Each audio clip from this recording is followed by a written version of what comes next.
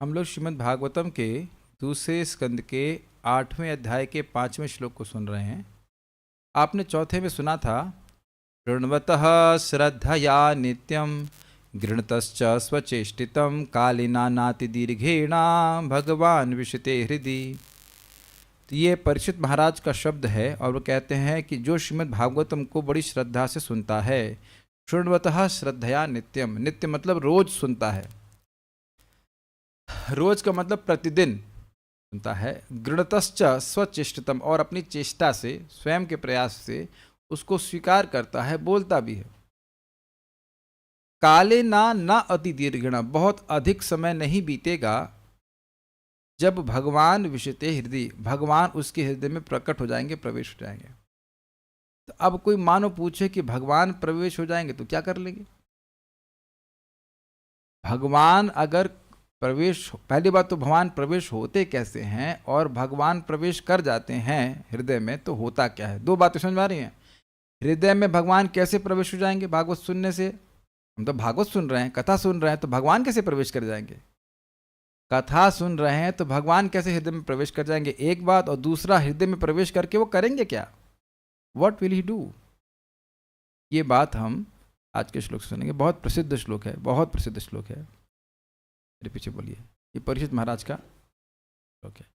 इस प्रकार से कथा का गुणगान करके वक्ता को प्रोत्साहित किया जाता है कि आप कथा बोलिए। हम ये कथा में श्रद्धा को भी सूचित कर रहा है। परीक्षित महाराज की उत्साह, कथा के औत्सुक्य को सूचित कर रहा है, कितनी उत्सुकता है कथा को सुनने की।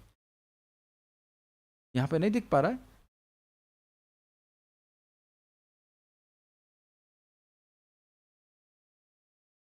इनपुट आपको सेलेक्ट करना पड़ेगा, HDMI 1 या 2। 2 में लगाइए। एनीवेज, जिनके पास फोन है, वो आपके पास फोन तो है, श्लोक तो बोल दीजिए कम से कम, कथा शुरू करूंगा। प्रविष्ट कर्णरंध्रेणा, प्रविष्ट कर्णरंध्रेणा, स्वानां भाव सरोरुहम्, स्वानां भाव स्वरोरुहम्, धुनोति शमलं कृष्णः, धुनोति शमलं कृष्णः, सलिलस्य यथा शर, सलिलस्य यथा शर, प्रविष्टः कर्णरन्ध्रेणा, प्रविष्ट कर्णरन्ध्रेणा, स्वानां भाव सरोरुहम्, स्वानां भाव सरोरुहम्।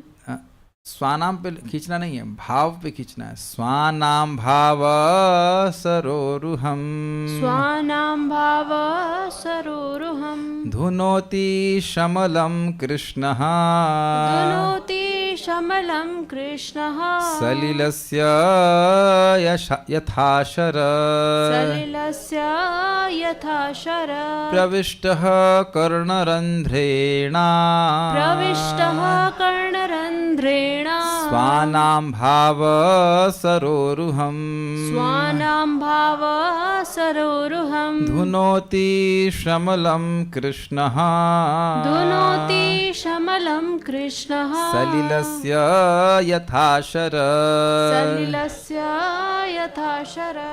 गाइए। प्रविष्ट कर्णरन्ध्रेणा, प्रविष्टः कर्णरन्ध्रेणा, स्वानां भाव सरोरुहम्, स्वानां भाव सरोरुहम्, धुनोति शमलं कृष्णः, धुनोति शमलं कृष्णः, सलिलस्य यथा शरत्, सलिलस्य यथा शरत्।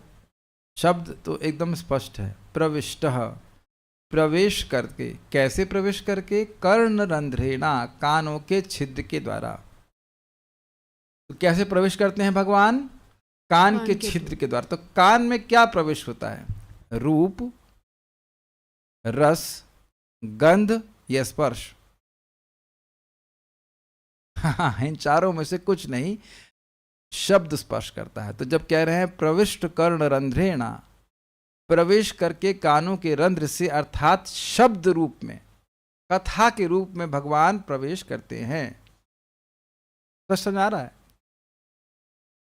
स्वानाम भाव सरोरुहम, स्वानाम जो उनके स्व अपने हैं। भगवान के अपने कौन हैं? भगवान के भक्त। उनके भाव सरोरुहम, सरोरुह का मतलब होता है कमल, तो भाव सरोरुह का अर्थ क्या हुआ? भाव कमल में। और भाव कमल का एक और भी अर्थ हो गया, जो 5 प्रकार के भाव होते हैं, शांत, दास्य, साख्य, वात्सल्य और माधुर्य, वह उस भाव रूपी कमल में प्रवेश कर जाते हैं कथा के माध्यम से। और धुनोती, प्रवेश करके क्या करते हैं?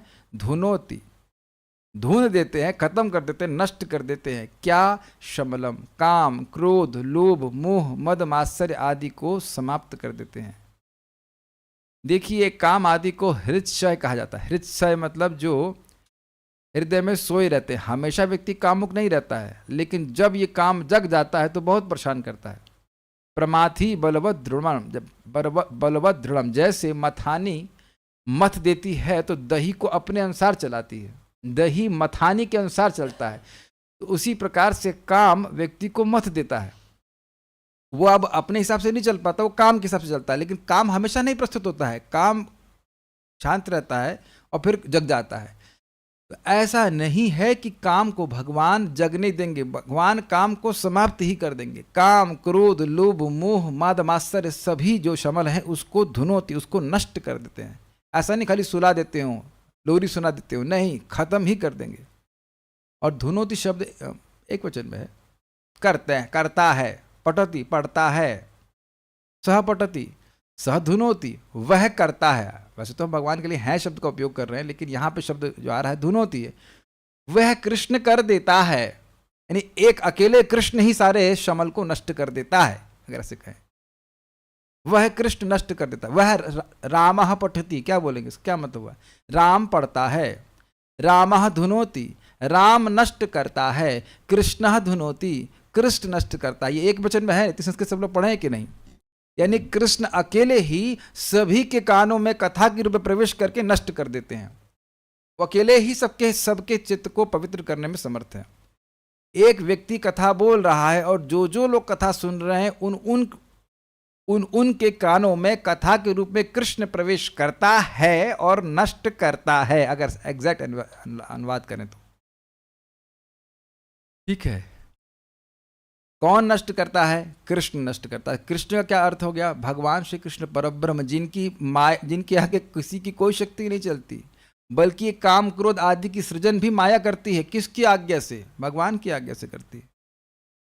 तो भगवान के, अगर भगवान प्रवेश कर जाए तो माया ये नहीं कह सकती, ये 6 रिपु नहीं कह सकते, या 6 असुर नहीं कह सकते कि हम अब यहाँ रहेंगे, तुम भी रहो साथ में रह के, ना, भगवान उसको नष्ट ही कर देंगे। देखिए, कुछ वस्तुओं में निसर्ग से जन्मजात बैर होता है, तो भगवान के नाम और भगवान, जैसे कि अंधकार और प्रकाश, तो अब जहां प्रकाश है वहां अंधकार नहीं रह सकता है, और जहां अंधकार है वहां प्रकाश नहीं रह सकता है।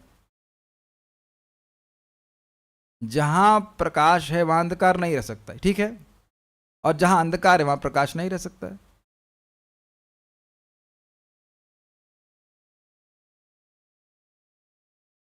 मैं क्या बोल रहा हूं, ध्यान सुनिएगा। जहां प्रकाश है वहां पे अंधकार नहीं रह सकता है, ये तो स्पष्ट है। यानी कि अंधकार की क्षमता नहीं है कि प्रकाश को दबा दे, लेकिन यह कहना कि जहां अंधकार है वहां प्रकाश नहीं रह सकता, यह गलत है, क्योंकि प्रकाश प्रवेश करके अंधकार को नष्ट करता है।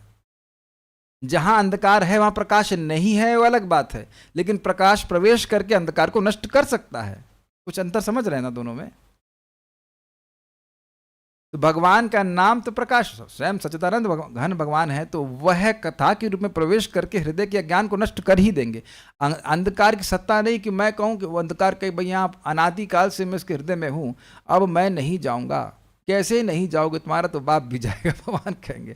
अंधकार तो धुनोती, और ये नहीं समझ लीजिए कि भगवान का जो संकल्प हो गया वह सत्य संकल्प है।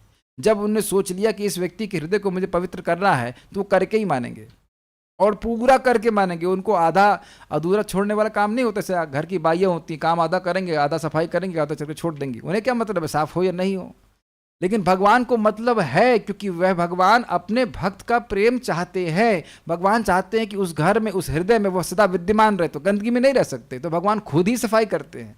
अब आप ये सोचिए ना, कितनी सुंदर बात है। हम लोग को अपने हृदय के पवित्रता की चिंता ही नहीं करनी है, जबकि दूसरी दृष्टि से देखें तो हमारा सारा कार्य हृदय को साफ करना है, लेकिन हृदय का साफ करने की टेंशन हमारी नहीं है। हमें केवल भगवान का श्रवण कीर्तन करना, भगवान सफाई करेंगे। आप देखो, जब मेरे जैसे लेजी व्यक्ति होंगे, मुझे सफाई पसंद है, करना नहीं। Does that make sense to you? ऐसे लोगों से मिले आप? मुझको सफाई अच्छी लगती है, कृष्ण प्रभु जानते हैं, मुझे करना नहीं अच्छा लगता है। कोई कर दे तो हम तारीफ कर देंगे, बहुत अच्छा बहुत अच्छा। खाना बनाना हमको अच्छा लगता है, खिचड़ी बनाना अच्छा लगता है, लेकिन सफाई करना नहीं अच्छा। सफाई अच्छी लगती है लेकिन सफाई करने में आलस आता है। मैंने बहुत बार प्रयास किया, तो मैं कुछ जरूर गंदा छोड़ दूंगा, नहीं कहा चलो कल से करेंगे इसको सफाई करूँगा, कुछ कल छोड़ देंगे। लेकिन कोई दूसरा व्यक्ति करे, बढ़िया सफाई करते, हम अप्रिशिएट करते हैं, हाँ बहुत अच्छे से आपने साफ किया, वेरी गुड वेरी गुड। तो भगवान को सफाई पसंद भी है और भगवान सफाई करते भी हैं। कुछ क्लियर समझ में आ रहा है? जानते हैं कि हमारा बच्चा, हमारा जीव अपने हृदय को शुद्ध नहीं कर सकता है, तो भगवान स्वयं करते हैं। अब ये बताइए कि भगवान तो असमूर्ध है ना, भगवान के समान और भगवान से श्रेष्ठ तो कोई हो ही नहीं सकता। तो जैसे भगवान हृदय की सफाई करेंगे, ऐसा तो कोई साधन कर ही नहीं सकता है। इसीलिए भागवत सर्वश्रेष्ठ साधन है। देखिए, हमको बड़ा क्रोध आ जाता है, अच्छे अच्छे भक्तों के बड़ी, एक तो मुश्किल से कथा में रुचि जागृत कराओ, उसको फुस करने वाले बहुत से लोग होते हैं। एक भक्त को, बहुत अच्छे डिवोटी हैं, बहुत अच्छे डिवोटी हैं, हम माँ ही मानते हैं, बहुत अच्छी डिवोटी हैं, कथा सुन रही हैं, उनको कोई व्यक्ति बोला, ये तुम कथा में क्यों सुन रही हो, ये तो स्पिरिचुअल एंटरटेनमेंट है, मतलब ये आध्यात्मिक इंद्रिय तृप्ति है। तो भाई भक्ति में इंद्रिय तृप्ति के अलावा है क्या? प्रसाद इंद्रिय तृप्ति नहीं है, भगवान का विग्रह का दर्शन इंद्रिय तृप्ति नहीं है, क्या इंद्रिय तृप्त नहीं हो रही है आपकी? प्रभुपाद कहते हैं गोविंद का मतलब जो आपकी इंद्रियों को संतुष्ट कर दे। तुम अपनी इंद्रियों को संतुष्ट करना चाहोगे, संतुष्ट नहीं होगे, कृष्ण को संतुष्ट करना चाहोगे, तुम्हारी इंद्रिय संतुष्ट हो जाएंगे। गोविंद का एक अर्थ है ये। कथा अच्छी लग रही है, सारे धर्मों का प्रयोजन ये है कि कथा में रुचि हो जाए, और जब से कथा में रुचि हो रही उसको बोलने, अरे भाई कथा ही सुनते रहोगे, सेवा भी करोगे। प्रभुपाद जी बड़ा स्पष्ट कहते हैं कि हम जो प्रैक्टिकल सेवाएं कर रहे हैं उसका भी उद्देश्य ये है कि व्यक्ति सेवा भावना जागृत करे, उसको हरिनाम में रुचि हो। सेवाओं का उद्देश्य हरिनाम में रुचि है। हम खाली बोल रहे हैं कि इसके बिना हृदय शुद्ध होगा नहीं, होगा नहीं, होगा नहीं। कृष्ण किसके हृदय को शुद्ध कर रहे हैं? बड़ा स्पष्ट समझ में आ रहा है, जो श्रीमद् भागवतम का, भगवत गीता का श्रवण करता है। कृष्ण कथा मतलब कृष्ण की कथा और कृष्ण के द्वारा कथा, दोनों कृष्ण कथा का अर्थ जानते ही हैं। तो जो कृष्ण कथा के माध्यम, यानी कृष्ण कथा कृष्ण है, यद्यपि हमको ये शब्द लग रहा है लेकिन वो शब्द नहीं, वो भगवान है, और वह भगवान हृदय में जाकर के हमारे हृदय को पवित्र कर देते हैं। इस अ कॉन्ट्रैक्ट। अब एक बहुत सुंदर बात सुनिए, आपका हृदय, मेरा हृदय गंदा है, इससे भगवान को कोई प्रॉब्लम नहीं है। Is it not very encouraging? क्या ये बहुत प्रोत्साहन देने वाला नहीं है? इस जगत में कोई व्यक्ति बहुत कामी हो, क्रोधी हो, लोभी हो, इत्यादि इत्यादि, तो लोग उसका संगत नहीं करना चाहते ना। लेकिन भगवान को कोई दिक्कत नहीं है, कितना भी अनर्थ से युक्त हो। अब यह तो नहीं कह रहे हैं कि कितना गंदा हो शमल, कितना हो गंदा हो, अगर भगवान की कथा सुनने की उसकी लालसा है, ललक है, जो सुनना चाहता है, तो भगवान उसके हृदय को शुद्ध कर देंगे। और होगा क्या कि भगवान उसके हृदय को शुद्ध करेंगे, तो अब कथा सुनने की लालसा और बढ़ जाएगी। कथा से कथा का प्रसव होता है। कथा सुनी अच्छी लगी, फिर अब कथा से सुनी अच्छी लगी, कैसे हृदय से? अशुद्ध हृदय से। जितनी भी अच्छी लगी, 10 मिनट, 15 मिनट, 20 मिनट, आधा घंटा सुना, अब उसके बाद कुछ अच्छी लगी तो कान से प्रवेश किया। यह भी नहीं कह रहे कि समझ में आ रहा है, खाली कान से प्रवेश किया, कानों से संपर्क हो गया कथा का, तो कान से संपर्क हुआ तो हृदय में जाता है। जैसे आप समझने का प्रयास करें, ये थोड़ा बात अजीब सी लग रही होगी, कानों से प्रवेश करे तो जरूरी नहीं कि आपको बात समझ में आए। जैसे भारतीयों को शौक रहता था, हम जब छोटे थे, कि अंग्रेजी गाने सुनेंगे, वो समझ में नहीं आते थे, उनका म्यूजिक अच्छा लगता था। या एक अरबी गाना था, दीदी दीदी उसका क्या मतलब है? दीदी दीदी क्या बहन को पुकार रहा है? तो हम बोल सकते दीदी दीदी पुकार रहा है, दीदी दीदी होता रहता तो लोग गाते रहते। तो अब कान में प्रवेश दीदी दीदी कर रहा है कि नहीं? बहुत सारे शब्द आपको सुनाई पड़ते हैं लेकिन समझ में नहीं आते हैं। जैसे आजकल वो जो कूड़ा बेचने वाला वो गाना गाते हैं, तो कई दिन तो समझ नहीं आई गाना बज क्यों रहा है। कुछ तो आ रहा था पहले, तो शब्द ही ठीक से समझ में नहीं आता, लेकिन शब्द हो रहा है ये समझ में आ रहा है। Is that okay? अभी चिड़िया चहचहाई थी तो कान में प्रवेश नहीं किया, मतलब यहाँ पे लोग सुन सकते हैं। ये फैन का शब्द हो रहा है, बिजली की कड़कड़ाहट होती है, तो उसका अर्थ नहीं समझ में आता, लेकिन शब्द कान में प्रवेश हो रहा है, इतनी बात समझ में आ रही है। तो भागवत का शब्द मान लीजिए मैं अंग्रेजी में बोल रहा होता और किसी को अंग्रेजी बिल्कुल भी नहीं आई, लेकिन उसको शब्द तो हो रहा होता, वह दिख रहा है कि नहीं? वो शब्द एब्सोल्यूट है, वो कृष्ण है, ये अर्थ है। Is that okay? तो भगवान कृष्ण कान के द्वारा हृदय में प्रवेश करके इसके हृदय को पवित्र कर देते हैं। कैसे? कह रहे हैं सलिलस्य यथा शरत। शरत ऋतु में जिस प्रकार सलिल अर्थात जल के सारे आगार पवित्र हो जाते हैं। अब प्रश्न होगा, प्रभु जी यह कैसे हो जाता है? यही प्रश्न हमने परम पूज्य वृंदावन चंद्र महाराज को पूछा था। महाराज एक बात समझ में नहीं आई कि ये शरद ऋतु में जल के सारे आगार पवित्र कैसे हो जाते हैं? महाराज तो क्या उत्तर देंगे, बड़े अनप्रेडिक्टेबल हैं। तो महाराज कह रहे हाँ भाई, अब शुभ कृष्णदास जी को बस यही बात समझ में नहीं, बाकी सब ये समझ लिए हैं, इसीलिए ये प्रश्न कर रहे हैं कि क्योंकि केवल एक बात समझ में नहीं आई है कि शरद ऋतु में सलिल जल के आकार कैसे पवित्र जाते हैं। आप समझे महाराज का विनोद? मैं तो सोचा भी नहीं था कि महाराज ये उत्तर देंगे। सामान्यतः कोई व्यक्ति समझाएगा ना कि कैसे हो जाता है, ऐसे हो जाता है, वैसे हो जाता है, लेकिन यह बात दृष्ट है। अब जरूरी नहीं कि हम उसको समझ पाए।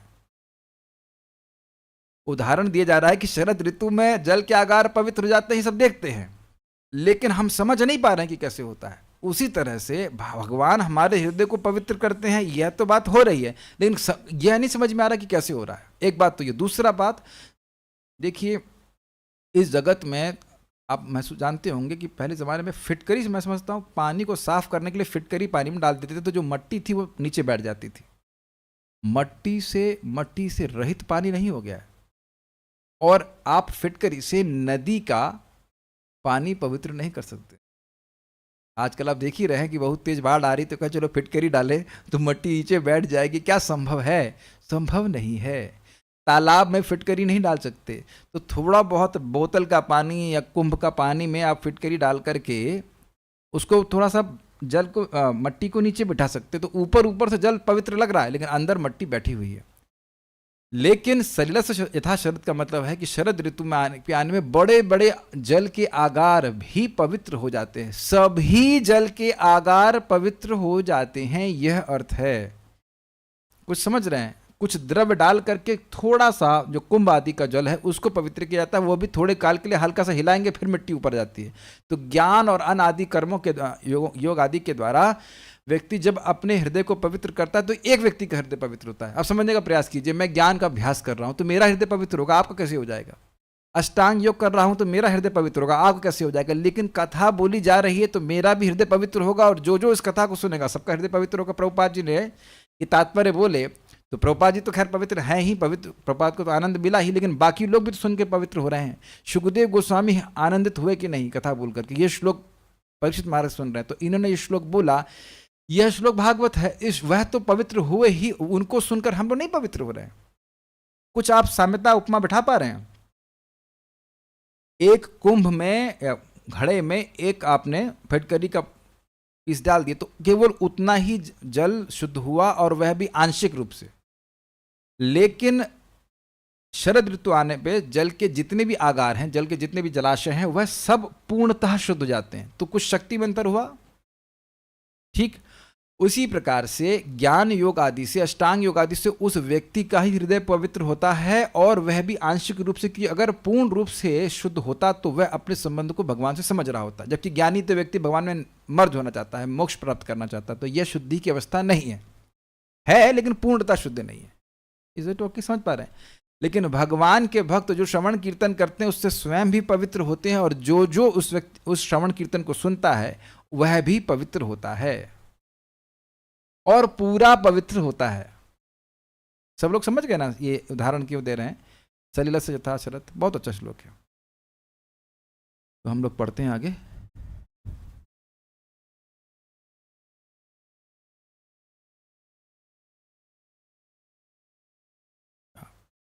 अनुवाद कहाँ गया? हीरा। परमात्मा रूप भगवान श्री कृष्ण का शब्दावतार अर्थात श्रीमद् भागवत स्वरूप सिद्ध भक्त के हृदय में प्रवेश करता है। स्वरूप सिद्ध भक्त मतलब क्या? भगवत प्रेमी भक्त। तो भगवत प्रेम प्राप्ति वाले भक्त को तो फिर अब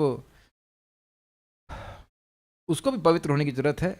नहीं। देखिए, स्वरूप सिद्ध का मतलब यहाँ पे है जो अपने संबंध को भगवान से समझता है कि मैं कृष्ण का अंश हूँ, मैं उनका नित्य सेवक हूँ, ये हम लोग अभी भी समझते हैं। ऐसा नहीं कि हम नहीं समझ सकते। भगवान की बात सुन करके, गुरु के मुख से सुन करके हम लोग समझते हैं इस बात को। अन्य लोग तो कहते हैं मैं भगवान हूँ, तो वह स्वरूप सिद्ध नहीं है। जो व्यक्ति अपने संबंध को भगवान से समझ रहा है उसको स्वरूप सिद्ध कहा जाएगा। मैं कृष्ण का सेवक हूँ, नित्य सेवक हूँ, इसे स्वरूप सिद्ध कहा जाएगा। जो भगवत प्रेमी है उसके हृदय में कहाँ कोई शमल रह जाएगा।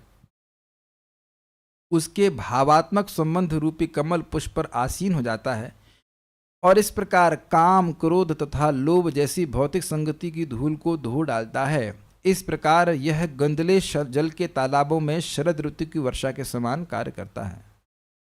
तो शरद ऋतु के समय सारे जल के आशय सब शुद्ध हो जाते हैं। शरद यथा सलिलस्य, शरद ऋतु जिस प्रकार सभी प्रकार के जलाशय के जल के शमलम धुनोति, मल को दूर कर देती है, तथा उसी प्रकार कृष्ण कर्ण रंध्रेना, भगवान श्री कृष्ण कथा के रूप में कान के छिद्र के द्वारा स्वानाम, उनकी मुक्त स्थिति के अनुसार अपने भक्तों के, मुक्त अवस्था में 5 प्रकार के भाव होते हैं, उसको कह रहे हैं कि उसके अनुसार। भाई भक्त तो सभी भगवान के हैं। अब अक्रूर जी भी भगवान के हैं और गोपियां भी भगवान की हैं और श्री दामा सखा भी भगवान के हैं और अर्जुन भी भगवान के हैं, सब उन्हीं के हैं कि नहीं। लेकिन अब उन सब में रस का अलग अलग भेद है। तो अपनी मुक्त अवस्था में जीव के अलग अलग रस होते हैं, हर जीव के अलग अलग। तो उसके अनुसार भाव स्वरूप हम स्वाभाविक संबंध युक्त कमल के फूल रूप हृदय में प्रवेश करके सारे मल को दूर कर देते हैं। तो अब आप समझ रहे हैं कि हमारा स्वरूप कैसे प्रकाशित होगा। श्रीमद् भागवतम के श्रवण के द्वारा। हम लोगों को अटकलबाजी करने की जरूरत नहीं है कि हमारा स्वरूप क्या है, भगवान स्वयं प्रकाशित कर देंगे। परम पूज्य जयप्रदा का महाराज बड़ा अच्छा बोलते हैं कि हम दूसरे किसी से नहीं सुनना चाहते हैं कि हमारा स्वरूप क्या है। भगवान स्वयं श्रवण कीर्तन के द्वारा इसको प्रकट करेंगे। नित्य सिद्ध कृष्ण प्रेम साध्य को बुनोए, श्रवण आदि शुद्ध चित्त कौरिबे उदय। सभी के हृदय में कृष्ण प्रेम नित्य सिद्ध है, लेकिन श्रवण कीर्तन के द्वारा जब चित्त शुद्ध हो जाता है तो वह प्रेम प्रकट हो जाता है। ये नहीं बोलने कि प्रेम कहीं से इंपोर्ट हो जाता, बाहर से नहीं आता, प्रेम प्रकट हो जाता है। कैसे होता है? श्रवण कीर्तन। तो किस चीज श्रवण कीर्तन करने से? श्रीमद् भागवतम का। कुछ समझ में आ रहे हैं? हम लोगों को बिना सोचे भगवान की भागवत कथा पूरी सुननी चाहिए, हर श्लोक सुनना चाहिए। जो हमारा भगवान से संबंध है हम भूल गए हैं, भगवान नहीं भूल गए हैं, भगवान ही भूल गए हैं, भगवान जानते हैं। और जब व्यक्ति कथा सुनता जाता है तो वो कथा के रूप में भगवान प्रवेश करके उसका जो नित्य सिद्ध भाव है उसको प्रकाशित कर देते हैं। क्या सबको ये सिद्धांत क्लियर हो रहा है? कभी हमें स्पेकुलेट करने की जरूरत नहीं है। कढ़ी जानते हैं ना आप लोग? कढ़ी के बारे में कोई विचार किया कि कढ़ी कैसी लगती होगी? कालिंदी माता जी, क्या जरूरत है हम लोग को ऐसा सोचने की कढ़ी कैसी लगती होगी? जिसने कढ़ी खा ली है उसको यह सब स्पेकुलेशन करने की जरूरत नहीं है। स्पेकुलेशन समझते हैं ना, मानसिक चिंतन करने की जरूरत नहीं। कढ़ी क्या होता है, रसगुल्ला क्या होता है, इत्यादि इत्यादि वस्तुएं क्या होती हैं। जो नहीं खाया है, जो अनुभव नहीं किया है, वह वहां पे स्पेकुलेशन। और ये बताइए, चलो आप स्वरूप की बात छोड़िए भी, जिसने कढ़ी कभी नहीं खाई वो अंदाजा लगा सकता है कि कढ़ी क्या होती है? कढ़ी को तुम धारणा कर नहीं सकते हो, स्वरूप की धारणा कर लोगे। आपने ड्रैगन फ्रूट खाया कभी आपने? कालिंदी माता जी, अब मैं कहूं क्या होता है भाई ड्रैगन फ्रूट क्या होता है? तो ड्रैगन फ्रूट क्या होता है आप स्पेकुलेशन कर सकते हैं। आपने खाया प्रभु कभी? हाँ, तो जो लोग तो जो लोग खाए हैं वह अनुभव कर सकते, वो बात करेंगे इसकी। प्रभुपाद जी कहते हैं बड़ा अद्भुत इंग्लिश में, first you reach swarup and then you talk of swarup. वाह, पहले स्वरूप तक पहुंचो और उसके बाद स्वरूप की बात करो। What does that mean? Prabhupada कहते हैं अनर्थ निवृत्ति हुई नहीं। अभी तुम काम क्रोध में फंसे हो और तुम स्वरूप की बात कर रहे हो। स्वरूप सिद्ध तो हम लोग होना चाहते ही हैं, अपने भाव को प्रकाशित करना चाहते हैं, लेकिन वह होगा कैसे? स्वतः भगवान के श्रवण कीर्तन के द्वारा भगवान स्वयं कर देंगे। देखिए, एक सिंपल सी बात समझने का प्रयास कीजिए। क्या हम लोगों को कुछ प्रयास करना पड़ता है अपने को देह मानने के लिए? जैसी आंख खुलती है बस सोते हैं, मानते ही रहते हैं कि हम ये देह हैं, है ना? कुछ प्रयास करना पड़ता है? ये टोटल अज्ञान है। अविद्या के कारण। अविद्या हटी, भगवान के शक्ति का संपर्क हुआ, लादनी शक्ति का भक्ति के द्वारा संपर्क हुआ, तो स्वतः यह अनुभूति होती है कि मेरा कृष्ण से क्या संबंध है। Is that okay? मैं विपरीत बात से बता रहा हूं। जैसे स्वतः अनुभूति होती है कि मैं देह हूं, जबकि हूं ही नहीं, जिससे कोई संबंध नहीं है उससे स्वतः संबंध की अनुभूति हो रही कि नहीं, पहले ये बताइए। और ये केवल अज्ञान की वजह से हो रहा है। अज्ञान हटा तो जो मेरा स्वतः संबंध है भगवान से वो प्रकट हो जाएगा। माया मुग्ध जीव नाही स्वतः कृष्ण ज्ञान। सुना है, माया से मुग्ध जीव का स्वतः कृष्ण ज्ञान नहीं होता। इसका अर्थ क्या है? जो नित्य सिद्ध जीव हैं उनका स्वतः सिद्ध ज्ञान कृष्ण के संबंध में होता है। वे कृष्ण के नाम रूप लीला आदि को स्वतः समझते हैं, उनको टीचिंग की जरूरत नहीं होती है, शिक्षा की जरूरत हमको है, क्योंकि हम लोग को स्वतः ज्ञान नहीं है। ये बात क्लियर हो रहा है ना बात? तो जैसे जैसे भगवान की कथा सुनता जाएगा, भगवान ही स्वयं उसके हृदय को साफ करते चले जाएंगे। इसीलिए प्रपात कहते हैं, as soon as you get an opportunity to hear about Krishna do it. जैसे ही कृष्ण के बारे में श्रवण करने का आपको मौका मिलता है, आप उसको पकड़ लीजिए, ग्रहण कर लीजिए। कुछ भक्त पूछ रहे हैं, हाँ, एक प्रश्न भक्त कह रहे हैं कि क्या श्रील प्रभुपाद जी की किताबें भी भगवान की कथा है? ना ना ना, वो माया की कथा है। अरे भाई, क्या बातें कर रहे हो आप? प्रभुपाद जी अपने एक शिष्य को बोले कि मैं, मतलब प्रभुपाद, इस जगत में आना नहीं चाहता था, लेकिन कृष्ण ने कहा, कृष्ण से बोले प्रभुपाद कि मुझसे ये गोस्वामियों की तरह तपस्या नहीं होगी। पेड़ के नीचे रहो, ये रहो। तो भगवान ने कहा, श्रद्धा से स्वीकार कीजिए। भगवान ने कहा, देखिए, मैंने आपके लिए बड़े सुंदर सुंदर मंदिरों की व्यवस्था कर रखी, आप वहाँ रह लीजिएगा और पुस्तकें लिख करके वापस आ जाइए। श्रील प्रभुपाद जी से पूछा गया तो प्रभुपाद कह रहे थे कि ये पुस्तकें मैंने नहीं लिखी हैं, ये कृष्ण ने मुझको डिक्टेट करी हैं। यद्यपि प्रभुपाद जी आचार्यों की टीका के अनुसार ही समझाते हैं, लेकिन वो जो उसका समझावट है वह सिर्फ, जो प्रभुपाद कह रहे हैं, साक्षात कृष्ण ने डिक्टेट किया है। और इसमें कोई संदेह नहीं होना चाहिए। क्यों?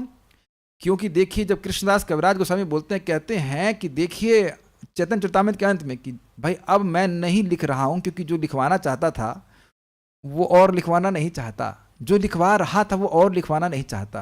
वो कहते हैं कि मैं 90 साल का हूं, मुझे ठीक से याद नहीं रहा कुछ, मेरे हाथ कांप रहे हैं, फिर भी मैं लिख रहा हूं। ये कितने आश्चर्य की बात है। तो वो देख रहे थे कि साक्षात श्रीवन चैतन्य महाप्रभु चैतन्य चरितामृत लिखवा रहे हैं उनके द्वारा। अगर आपको उसमें भी कठिनाई ना लगती हो तो कविता की रचना कीजिएगा, बहुत मुश्किल हो जाएगा। एक प्यार लिखना मुश्किल हो जाएगा, और पूरे सिद्धांतों से परफेक्ट एकदम शास्त्र और प्यारों के रूप में लिख दिया उस व्यक्ति ने जो 90 साल का है। अभी हम लोग 90 साल के हैं नहीं। परम मुझे वृंदावन चंद्र महाराज समझा रहे थे, बड़ी अच्छी बात की, जगत में लोग ग्रंथ आदि कभी ट्रांसलेशन करते हैं, अनुवाद करते हैं, तो वो सारा काम छोड़ के करते हैं। और ये हम बिल्कुल अनुभव कर सकते हैं, हम अनुवाद का काम करते हैं, सब कुछ करते हैं, उस समय कोई बात नहीं कर सकता है, और ना मैं उस समय कोई मैनेजमेंट कर रहा, कुछ भी नहीं कर रहा। लेकिन प्रभुपाद पूरे विश्व की संस्था को चलाते हुए भागवत का अनुवाद कर दी, ये बहुत बड़ी बात है। तो खाली बैठ के कर रहा हो एक अलग बात है, लेकिन अब कोई सारा कार्य करते हुए, सारे वो कोर्ट केस आदि सब कुछ करते हुए भी वह लिख दिए, ये बहुत बड़ी बात है। बहुत बड़ी बात क्या मतलब, हम समझ ही नहीं सकते कि कौन सी वो बड़ी बात है। हम लोग पढ़ लें और समझ लें, ये बहुत बड़ी बात है उसको। तो कोई संदेह नहीं होना चाहिए कि ये भागवत कथा है ही नहीं, कोई संदेह होना ही नहीं चाहिए। ठीक है। भगवान स्लो सफाई क्यों करते हैं? हा, मुझे पता था कि ये उत्तर आएगा। कहाँ है ये भक्त? बोले हाँ ठीक है, तो हम आपको बताते हैं। यही प्रश्न हमने परम पूज्य वृंदावन चंद्र महाराज को कहा कि महाराज जी सत्य बोलते हैं, तुरंत जल्दी शुद्ध हो जाता है। तो हम देख रहे हैं कि समय लग रहा है। तो महाराज कह रहे भाई जल्दी का क्या अर्थ आप समझते हैं? जो मुक्ति अब हजारों जन्मों की साधना के बाद भी नहीं मिलती, वो एक जन्म और 2 जन्म में मिल जाएंगे, जल्दी नहीं कहेंगे आप उसको। फिर महाराज ने बड़ा सुंदर बात कही कि ये बताइए, कोई मेहमान आ जाए और कहे कि जल्दी से रोटी बना दो, तो उसका मतलब क्या है? 10-15 मिनट में रोटी बन गई। लेकिन कभी कभी किसी व्यक्ति की शादी होती है और कहते हैं बच्चे बड़ी जल्दी हो गए, तो क्या दोनों जगह जल्दी का अर्थ एक ही है कि 10 ही मिनट में बच्चे हो गए? जल्दी से रोटी बनाओ और बच्चे जल्दी हो गए, तो दोनों में जल्दी का अर्थ एक ही है।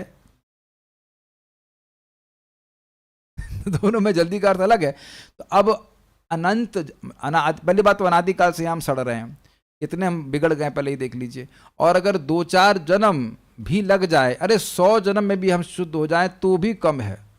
और एक बात समझिए कि आपको, जिसने प्रश्न किया कि आपको 20 साल हुआ है भक्ति करते हुए, भागवत सुनते हुए, और मैं कह दूं कि कल से भागवत में मत आना, ये हो जाएगा आपसे? अरे गर्दन तो हिलाओ। नहीं। और आप कह रहे हो कि नहीं होता, पवित्र नहीं होता। अब मैं समझ रहा हूँ कितने साल हुए, 2 साल 3 साल हुए, 2-3 साल में इतना परिवर्तन। अभी सीन चेंज कीजिए, एक भक्त हैं, अब तो भक्त है, वो 5 साल की उम्र से लेकर 25 साल तक, 20 साल तक मायावादी संप्रदाय में अपनी मम्मी उनको लेके जाती थी, वहाँ कुछ कुछ होता रहता होगा आध्यात्मिक कार्यक्रम, उनके जीवन में खुद बोला मेरे कोई जीवन में परिवर्तन ही नहीं आया। और 1-1.5 साल कथा सुनने लगे थे, जब करने लगे थे, तो इतना परिवर्तन आया पूरा। उनसे उनके मायावादी संप्रदाय के अन्य गृहस्थ लोग, इसके पास अपने बच्चे मत भेजो, हमारे बच्चे को बिगाड़ देंगी, ये उनको भक्त बना देंगे। जो 20 साल में परिवर्तन नहीं आया वो 1.5 साल में आ गया, 6 महीने में, एक्चुअली 6 महीने में आ गया। तो ये जल्दी नहीं है, और वो भी कलयुग में। तो ये कहाँ कहा जा रहा है कि भगवान स्लो सफाई करते हैं?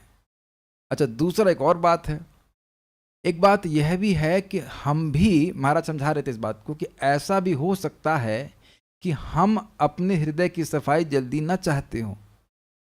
ये भगवान सब देखे हैं, जैसे कोई व्यक्ति किसी खंबे से चिपट जाए कस के, अब उसको अगर खींचेंगे तो उसको चोट लगेगी, अगर जबरदस्ती खींचा जाएगा तो चोट लगेगी, तो इसलिए धीरे धीरे करके उसको निवृत्त किया जाता है। और तीसरा उसका उत्तर है कि भगवान उत्कंठा भी जागृत कराना चाहते, नहीं तो लगा अरे कृष्ण प्रेम तो बड़ी सस्ती चीज है, कल देखो, कल मैंने भजन करना शुरू किया, आज कृष्ण प्रेम आ गया सामने। इसको आप गीता के श्लोक में सुनने वाले हैं 6.24 में, योगो निर्विण्ण चेतसहा। भक्त का संकल्प तो ये होता है कि मानो उसे सागर बूंद बूंद करके खाली करने के लिए बोला जाए, तब भी मैं लगा रहूंगा सागर को खाली करके मानूंगा, ऐसा हम संकल्प होता है। तो हम चर्चा करेंगे ऐसे, ऐसा इसे कहते हैं योगो निर्विण्ण चेतसा। चक्रवर्ती पादवा टीका में कहते हैं भक्तों को पूरा विश्वास है कि काम कृष्ण का है। और देखिए, समझने का प्रयास कीजिए, जिनका प्रश्न हुआ अभी, उनकी हाल ही में शादी हुई है, तो शादी में खाना तो आपके पिताजी बना रहे होंगे कि कॉन्ट्रैक्ट दे दिए, खाने का, टेंट का कॉन्ट्रैक्ट दे दिए। अब वो कॉन्ट्रैक्ट दे करके वो आराम कर रहे हैं, ये नहीं कि टेंट वाले के पीछे लगे रहते। बताइए, गलत बोल रहा हूं? टेंट वाले को शादी ब्याह में कुछ भी होता है, वो अपना रात में काम करके चला जाते हैं, आप चिंता से आराम से निश्चिंत होकर सोते हैं कि नहीं सोते हैं? क्या आजकल ये होने लगा है कि नहीं? शादी पार्टी होती है, वो कॉन्ट्रैक्ट दे दिया जाता है, वो अपना काम करके चला जाता है। एक कॉन्ट्रैक्टर पे विश्वास है और कृष्ण विश्वास नहीं है।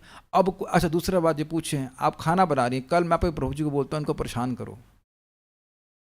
अब कुछ भी सब्जी मान लीजिए, गोभी की सब्जी है, 2 सेकंड में बना लेंगे आप? बोलिए हाँ या ना? नहीं। अब आपके प्रभु जी कहें जल्दी बनाओ जल्दी बनाओ जल्दी बनाओ जल्दी बनाओ, 2 सेकंड बनाओ 2 सेकंड बनाओ, तो कहेंगे अरे भाई रुक जाओ, जला फूकना चाहते हैं क्या? कुछ समय लगता है कि नहीं? सहज पकै सो मीठा होए, सुना नहीं आपने? तो धीरे धीरे करके भगवान प्रेम प्रकाशित करते हैं। और पता है क्या होता है, जब आप नियमित रूप से भक्ति करते रहते हैं, व्हेन यू लुक बैक, पीछे मुड़ के देखते हैं, तो आप देखते हैं ओह कितने लगातार कृष्ण मेरा सहायता करते रहे, और इन अनर्थों से मैं जब जूझ रहा था, कृष्ण, एकमात्र कृष्ण ही थे जिन्होंने मेरा साथ कभी नहीं छोड़ा। हमेशा मुझे ये लगा कि अब तो मेरी इतनी गलती हो गई, मुझसे इतना अपराध हो गया कि कृष्ण मेरे को अब छोड़ेंगे, बिल्कुल छोड़ देंगे, मेरे को ध्यान ही नहीं देंगे। लेकिन कृष्ण आज भी मेरे सामने, क्या प्रमाण है? जीव से हरे कृष्णा कृष्ण कृष्णा हरे हरे, हरे राम राम राम हरे हरे। कृष्ण मेरा साथ नहीं छोड़ रहे, कृष्ण मेरा साथ नहीं छोड़ रहे। बहुत अच्छी बात है यहाँ पे, ठीक है? तो भगवान स्लो सफाई नहीं कर रहे हैं। अच्छा, एक और आपको उदाहरण दूं, बहुत अच्छा उदाहरण, ये हमने अनुभव किया। आप प्लीज थोड़ा सा पैसा खर्च करना, हवाई जहाज में जिंदगी में एक बार जरूर चढ़ना। तो यहां से कलकत्ता लगता है 1.5 घंटा, और ट्रेन से कितना लगता है? 24 घंटा शायद। अब बताइए, जब आप ट्रेन में बैठे होंगे तो आपको 1.5 घंटा कम लगेगा? ट्रेन के रेफरेंस फ्रेम से। लेकिन जब हवाई जहाज में बैठे रहते हैं लगता है कि 1.5 घंटा भी क्यों लग रहा है। ये मेरा अनुभव है। यहाँ से हम लोग मैं बाली गया था तो कितना दूर है, हवाई जहाज में बैठे, हवाई जहाज हिलता भी नहीं है, ही करता रहता, तो ऐसा लग रहा है कि चल ही नहीं रहा है। लेकिन उसकी स्पीड दिखाते हैं कि 1200 किलोमीटर की स्पीड है, जो भी प्रति घंटे की स्पीड से चल रहा है। तो कितनी तीव्रता से हम भगवान की तरफ जा रहे हैं नाम जप करके, भागवत सुन करके। यह व्यक्ति को समझ में नहीं आ रहा है, इसका मतलब था ना कि भगवान के पास नहीं जा रहा है।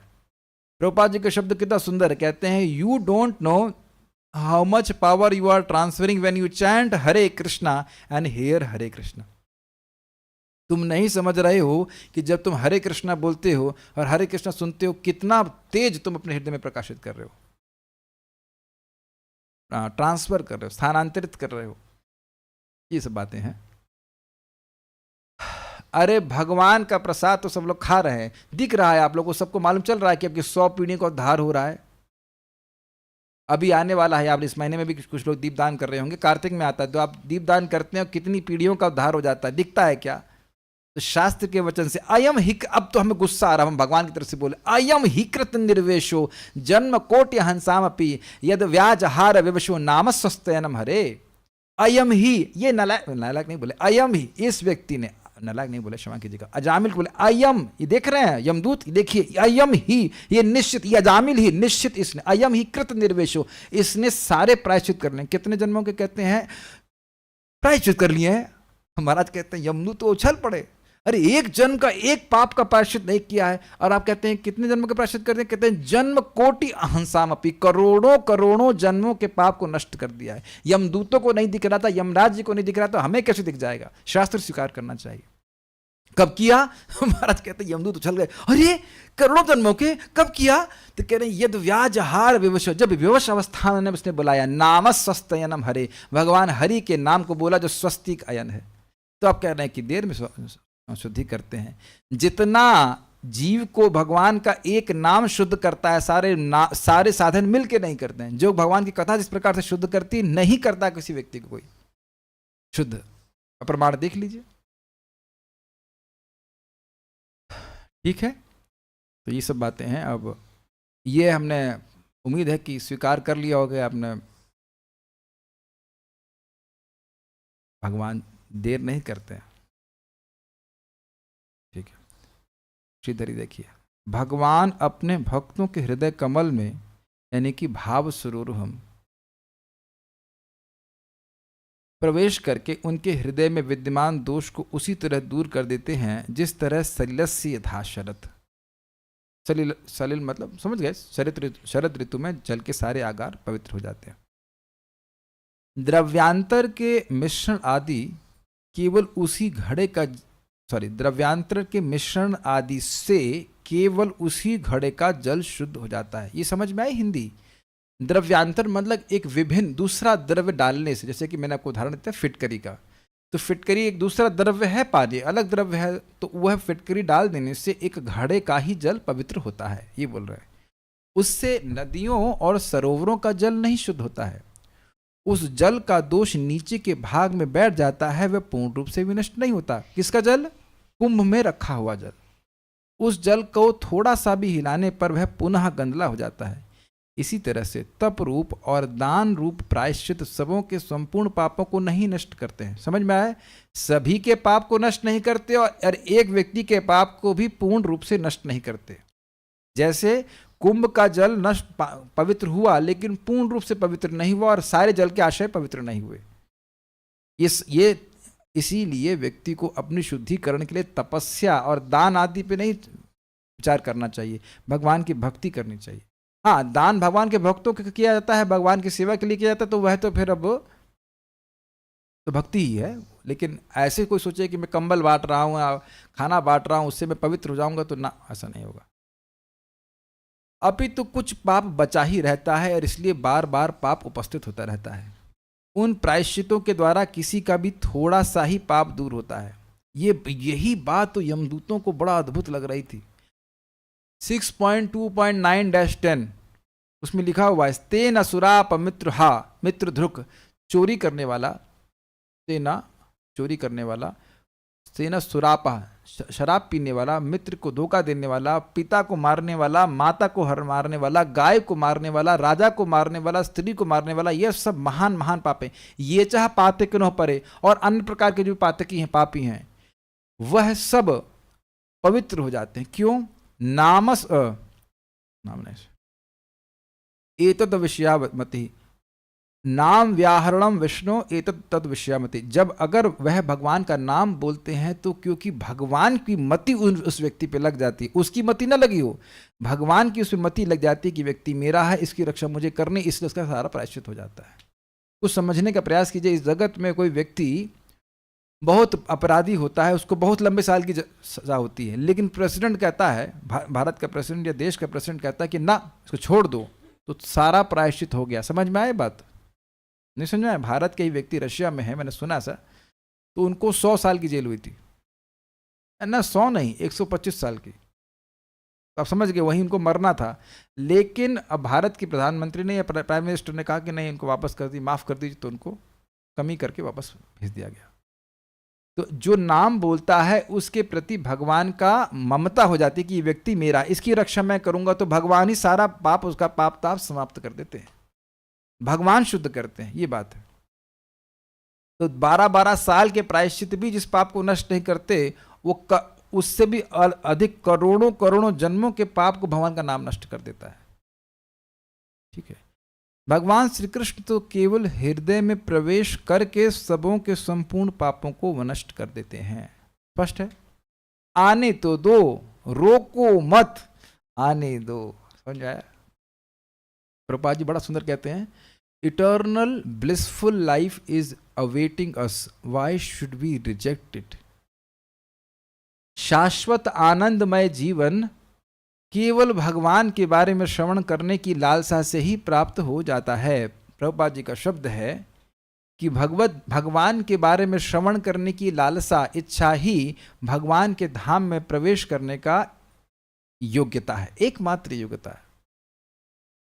जिसके बारे में आप सुनना बड़े चाव से सुनना चाहते हैं, उससे प्रेम है तभी ना सुनना चाहते हैं। तो बिना प्रेम के कैसे भगवान के पास पहुंच जाएंगे, जरा बताइए। ठीक है। इसी बात को सलिलस्य शमलम यथा शरत इस दृष्टांत के द्वारा बतलाया गया। शरद ऋतु के आते ही नदियों तथा सरोवरों में रहने वाला सारा जल जैसे शुद्ध हो जाता है। यहाँ पे कुछ क्लास नहीं है, फिटकरी डाल के लाए थे आप? तो ठीक है।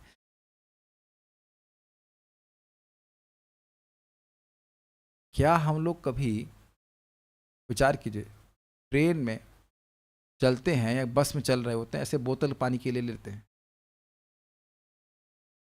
अब बताइए, कभी हमारे पास मन में आता है ऐसा कि जो उस ट्रेन का ऊपर का कंपार्टमेंट है पानी, वो पानी और शहर में रखा जो सारा पानी है वो हम सब पवित्र कर देंगे? क्या ऐसे किसी साधन की धारणा कर सकते हैं हम? नहीं कर सकते। लेकिन शरद ऋतु ऐसा कर देती है। मैं कुछ नहीं कर सकता हूं, इसका मतलब है कि कोई उस कार्य को नहीं कर सकता। शरद ऋतु कर देती है, सारे जल के आगार जो हैं वो पवित्र हो जाते हैं, नदी, तालाब इत्यादि। कुछ आप ये बात समझ रहे हैं कि एकदम असंभव चीज हो जाती है संभव। हमारे लिए जो नितांत असंभव है, तालाब को पवित्र करना और पूर्णतः पवित्र करना और सारे तालाबों को पवित्र करना और सारी नदियों को पवित्र करना, हमारे लिए संभव है कि नहीं? लेकिन शरद ऋतु में पवित्र हो जाता है।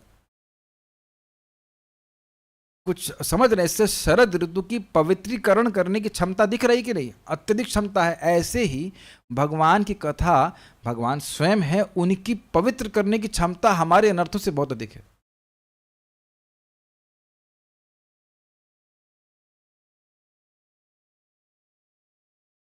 मान लीजिए आपके घर में तुलसी आ गई, कोई गुंडे बैठ गए, और ये सच्ची घटना बता रहा हूँ। हमको वक्त बता रहे थे, सूर्यपति प्रभु बता रहे थे, तो वो इलाहाबाद में थे और मंदिर की ही प्रॉपर्टी पे कुछ किराएदार घुस गए, तो बैठे हुए थे और थोड़ा होता है ना, कुछ लोग दबच लेते हैं, तो जा ही नहीं रहे थे, गुंडे टाइप के थे। तो प्रभु जी का कुछ अच्छी, मतलब उनका स्वभाव है कि वो बड़े बड़े लोगों से, अधिकारियों से मिलते हैं, उनसे अच्छा संबंध बना लेते हैं। तो इलाहाबाद के जो IAS ऑफिसर थे वो मंदिर में आए, तो उन्होंने कहा देखिए ये किराएदार किराया भी नहीं दे रहे हैं और हम लोग अब नहीं चाहते कि लोग मंदिर में रहें, मंदिर की प्रॉपर्टी पे रहें। तो आईएएस ऑफिसर वहाँ पे गए और कहा तुम लोग कब खाली कर रहे हो? बस बस बस बस सर सर सर बस बस बस कल जा रहे हैं। उनको ज़्यादा तड़क भड़क दिखाने की जरूरत भी नहीं हुई। वहाँ का डीएम आकर के बोल रहा है तो कौन गुंडा अपने गुंडाई करेगा। खाली वो इतना बोले अच्छा तुम लोग कब खाली कर रहे हो, ये नहीं कि खाली करेंगे क्या नहीं करेंगे, वुड यू लाइक टू ना, तुम लोग, हमको बहुत अच्छा शब्द लगा, तुम लोग कब खाली कर रहे हो। सर सर बस बस सर बस बस कल हो गया, 2 दिन में खाली कर दिया। तो ये जो काम क्रोध लोभ मात्सर्य है, इससे तो बड़े बड़े जो पॉलिटिशियन हैं, बड़े बड़े समर्थ लोग, वह भी दबे हुए हैं। समझ रहे ना बात। और पूरा जगत ही से दबा हुआ है इन वेगों से, इन काम क्रोध से। तो यह सह जो 6 गुंडे हमारे घर में दबे हुए हैं, दबाए हुए हैं, हमारे अधिपत्य बनाए। जब कृष्ण प्रवेश करते हैं तो भगवान ही पूछते हैं तुम लोग कब जा रहे हो यहाँ से और वाकई चले जाते हैं। आप लोग अपने चित्त में क्या बिल्कुल काम की समाप्ति नहीं देखते कि काम कुछ समाप्ति नहीं हुआ, कुछ कम ही नहीं हुआ, उतने ही कामों के उतने ही काम ही है। तो फिर बताइए बाहर की जलेबियाँ क्यों नहीं छन रही हैं, क्यों नहीं संडे के समय जलेबी और दही आ रहा है घर में। किसी घर में आ रहा है बाहर से छन छन कर जलेबी? अब बता दीजिए कि लखनऊ वाले बता दीजिए कि ऐसा ना होता हो। प्राय संडे को आज तो जलेबी और दही चलेगा। यस। कौन उसको भोग अर्पित करता? कुछ नहीं। जो वस्तु घर में आती है तुरंत तो भगवान को समर्पित होता है। बताइए तो काम कहाँ रह गया। और जो जैसे ये गायब हुआ है तो बाकी जो है वह भी गायब हो जाएगा। Is it okay? तो काम हो क्रोध हो, इस पे एक और आपको रुचिकर कथा सुनाऊं। गुरु कृपा प्रभु थोड़े स्वभाव से क्रोधीले हैं, खुद ही बता रहे थे। तो एक बार कोई व्यक्ति उनको बोल रहा था, बहस कर रहा था कि भगवान निराकार हैं। तो प्रभु जी बहुत क्रोधित हो गए, स्वाभाविक सी बात है क्रोधित होना। तो उसके बाद वो उनसे चूटी काटने लगा कि तुम भक्त होकर इतना क्रोध कर रहे हो। उन्होंने कहा देखिए अगर आपने यही बात 1 साल पहले बोली होती तो मैं आपका मुंह तोड़ देता। लेकिन अब मैं हरे कृष्णा जप रहा हूँ, कथा सुन रहा हूँ, भक्ति कर रहा हूँ, तो इसलिए केवल गुस्सा हो रहा हूँ। यह भी तो एक बड़ी बात हुई ना।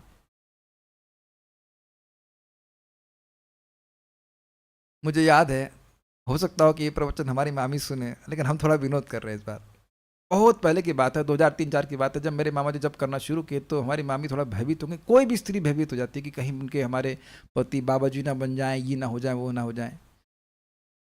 लेकिन बाद में, अब तो खैर वो बहुत अच्छी डिवोटी हैं, भागवत सुनती हैं, जब कर रही हैं, तो बाद में उन्होंने देखा कि भाई ये जब करने से इनका क्रोध कम हो रहा है। ऐसे मामा जी बहुत क्रोधीले, हम तो नहीं ऐसे लगता, हमारे से तो कभी क्रोध नहीं करते, लेकिन जो भी वो क्रोध करते रहे होंगे उसमें कमी आई। ये बहुत बड़ी प्रॉब्लम स्त्रियों की होती है। वो सोचती हैं कि बस पति ने जब करना शुरू किया तो घर ही छोड़ देगा, बाबा जी बन जाएगा। इतना आसान होता है बाबा जी बनना। बड़ा मुश्किल होता है। लेकिन आप देखेंगे कि बड़ा पवित्र, बहुत पवित्र करना जाता है, बहुत पवित्र करना जाता है हृदय में। इसलिए अगर पति जब करे तो प्रोत्साहन देना चाहिए, अच्छा अच्छा बना के खिलाओ, कहो जब करते रहो, जब करते रहो। समझ आए बात? ये पवित्र करता ही। अच्छा यहाँ से पहले मैं भूल जाऊं, देखिए कथा का मतलब क्या होता है? उस व्यक्ति के गुणों का वर्णन करना, ये कथा का मतलब होता है। हरि का क्या मतलब होता है उपाध्याय जी? हरि का अर्थ नहीं जानते हैं? आपको पता है हरि का अर्थ? माइक में बताइए। सर्व अमंगल हरे, सर्व अमंगल हरे, प्रेम दिया हरे मन। तो हरे हरे बोलने का मतलब क्या? वो कृष्ण, वो भगवान जो सबके अमंगल को हरते हैं। अब इसमें भगवान की कथा हो गई कि नहीं? एक शब्द से बहुतों के अमंगल को हरे कि नहीं? वो सारी कथाएं एक शब्द में आ गई कि नहीं? क्लियर? प्रेम दिया हरे मन, बहुतों को प्रेम देकर के उनके मन को हरे। वो सारी कथाएं उस हरि नाम में आ गए कि नहीं? राम, राम का क्या अर्थ है बताइए, माइक में बताइए, जो आपको अर्थ पता हो। हृदय को रमण करने वाले, हृदय में रमण करने वाले नहीं। राधिका, राधिका रमण राम, राधा रानी के, राधा रानी को रमाने वाले। तो अब वो सारी लीला उसमें आ गई कि नहीं? राधा रानी के संग जो विभिन्न प्रकार की लीला करते हैं। कृष्ण सर्व आकर्षक कृष्ण। तो आप देख लीजिए कि भगवान के नाम में सारे भगवान के गुण विद्यमान हैं। भगवान की कथा विद्यमान है। तो मान लो कोई कहे कि मैं भागवत नहीं बोल पा रहा हूं, तो क्या हरे कृष्णा कृष्ण कृष्णा हरे हरे, हरे राम राम राम हरे, 2 घंटा आप रोज कथा कहेंगे। कहते क्या करते हो हम लोग? भागवत कथा वाचक है। अरे भागवत कथा वाचक कैसे? हरे कृष्णा कृष्ण कृष्ण हरे हरे, हरे राम राम राम हरे हरे बोलते हैं। 2 घंटा क्लास आप स्वयं ही देते हैं, स्वयं सुनते हैं उसको।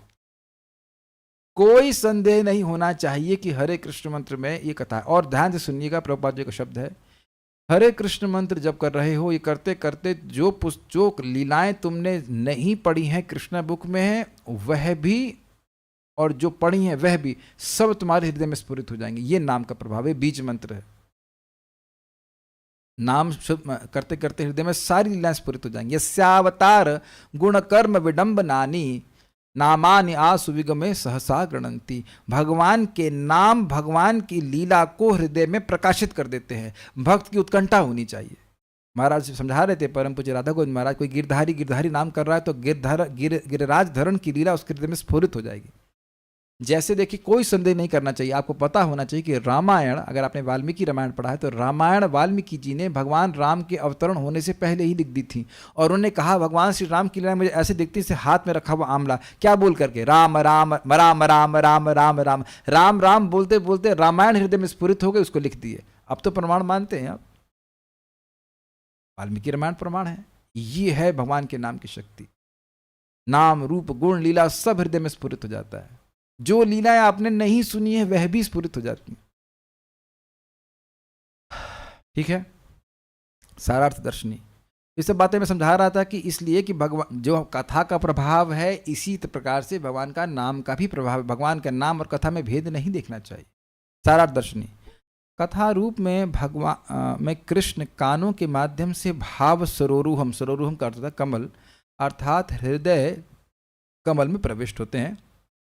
तथा यद्यपि परमात्मा सदैव हृदय में स्थित हैं, तथापि वह उदासीन है। तुम पाप करना चाहते हो, पाप करो, पुण्य करना चाहते हो, पुण्य करो, चुप रहते। अर्थात कृष्ण कानों के माध्यम से प्रवेश करके जीव को स्वयं से आसक्त कर लेते हैं। क्या ये होता हुआ आपको नहीं दिख रहा?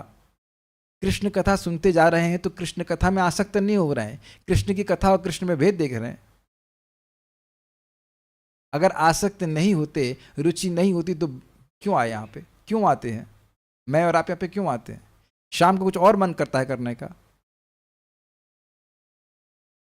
आप और हम लोग कल बात कर रहे थे, उस बात में और आज कथा में अंतर नहीं देख रहे हैं प्रभु? बताइए आप, है ना?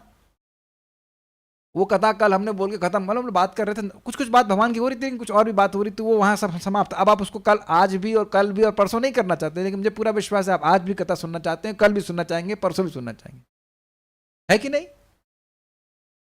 किताब खोल करके कथा सुनना बोलना उसका अलग ही प्रभाव है। क्योंकि देखिए, मैं जरा सा भी इधर जाऊंगा तो तुरंत आपके मन में आएगा यह बात क्यों बोल रहे हैं, इसका तो संबंध इस टेक्स्ट से बिल्कुल नहीं है। इसलिए मैं भी रेस्ट्रिक्टेड हूं भगवान के ही बारे में बात करने के लिए, और आप भी रेस्ट्रिक्टेड हैं भगवान के बारे में बात सुनना बनना।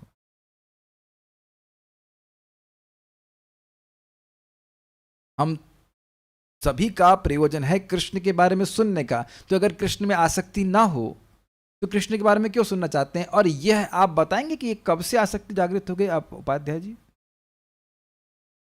नहीं पता चला आपको कब, किस दिन से, डेट से? इस्कॉन में आने के बाद तो ठीक है, लेकिन कथा में कब रुचि आसक्ति डेवलप होने लग गई आप नहीं बता पाएंगे। Very difficult. बस पता ही नहीं चलता और आसक्त हो जाते, इसके बिना रह ही नहीं पाते। बहुत अच्छी बात कहते हैं, इसके बिना रहने का प्रयास भी करेंगे ना तो मन संतुष्ट भी नहीं होगा। ये हमको भक्ति में बहुत अच्छा लगता है। भक्ति देवी भक्ति में मना नहीं करती हैं, तुम भोगना चाहते हो, अच्छा भोगो, वो पुराने वाले भोग भोगो, ट्राई करो। ट्राई भी व्यक्ति करता है तो बोरिंग है, it is damn boring, English में कहते हैं, बहुत बोरिंग है। अरे चलो फिर चलता हूँ कथा कथा ही चलते, मजा नहीं आया, मजा नहीं आया मजा नहीं आया। आपने देखा है कभी कभी हम लोग कुछ नई रेसिपी ट्राई करते हैं, मजा नहीं आया, दोबारा नहीं खाएंगे। ऐसे ही भगवान की कथा सुनते सुनते व्यक्ति को एकदम रुचि नहीं होती, एकदम रुचि भोगों में समाप्त करती है। ये प्लीज मेरे भक्तों मेरे समझने का प्रयास कीजिए। रूप गोस्वामी बड़ा सुंदर बताते हैं कौन भक्ति के लिए योग्य है। जिसको भक्ति प्रवर्तक शास्त्रों को सुनने में रुचि है वह भक्ति में आने के योग्य है। न तो वो इतना विरक्त है कि भगवान से ही विरक्त हो जाए, और न इतना आसक्त है कि कथा में आ ही ना पाए। और होता क्या है कि जो व्यक्ति बहुत विरक्त है उसका हृदय ड्राई हो जाता है, सूखा हो जाता है, कठोर हो जाता है, और जो बहुत भोगी है वो तो कथा में आएगा ही नहीं। लेकिन कथा अपनी आसक्ति के कारण, कथा अपनी मादकता के कारण विरक्ति प्रस्तुत कर देती है, लेकिन हृदय कठोर नहीं होता है। बहुत सुंदर भक्ति साम्य सिंधु में बताया गया है। देखिए ये बात बोलने में मुझको सुख मिल रहा है, आप लोगों को नहीं अच्छा लग रहा है ये बात सुन करके, समझ करके। आपको कुछ नहीं करना है, वही चाहे गृहस्थी हो चाहे कुछ हो, किसी भी हो, आप कथा सुनो और कथा आपको आसक्त कर देगी कृष्ण में। तव विक्रीडितम कृष्णान राम परम मंगलम कर्ण पीयूषमास्वाद्या तजन्ति अन्य स्प्रियाम जना। ये बात है, ठीक है। तो क्या कर रहे हैं, परमात्मा के रूप में उदासीन है। औदासीन में आसक्ति नहीं होती। तुम मरो या जियो, कुछ भी करो, क्या फर्क पड़ता है। इसी बात को श्रील रूप गोस्वामी जी ने नाम की महिमा में बहुत सुंदर श्लोक कहा। उन्होंने कहा भगवान आपके परमात्मा के रूप में जीव के हृदय में रहने से फायदा क्या हुआ। तो कहते हैं कि जीव का जो जन्म मरण रूपी वृक्ष है उसकी एक पत्ती तक नहीं टूटी, मतलब उसमें कमी नहीं आई। लेकिन भगवान आपका नाम इतना समर्थ है कि केवल जीव पे आने मात्र से उस वृक्ष की जड़ें भी हिल जाती हैं। हरे कृष्णा कृष्णा कृष्णा हरे हरे, हरे राम राम राम हरे हरे।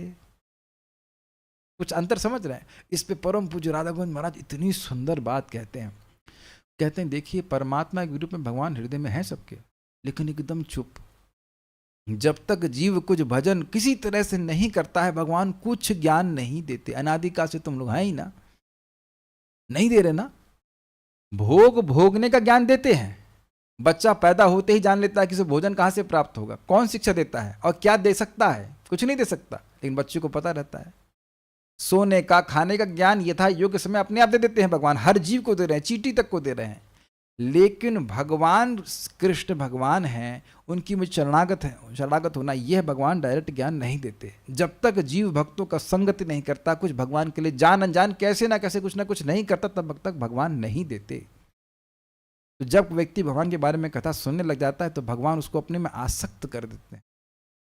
और क्या चाहिए, और कुछ चाहिए, और कुछ चाहने लायक है कृष्ण से आसक्त हो जाएं, उसके अलावा और कुछ चाहिए, कुछ नहीं चाहिए।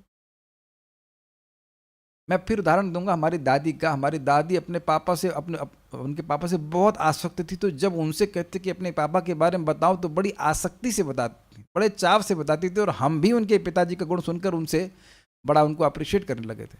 Is that okay? एक और बात समझने का प्रयास करें कि इस जगत में लोगों से आसक्त होना हमारे लिए स्वाभाविक है। और ऐसे लोगों से भी जिनको आप कभी मिले ना हो, केवल सुन करके आसक्त हो जाते हैं।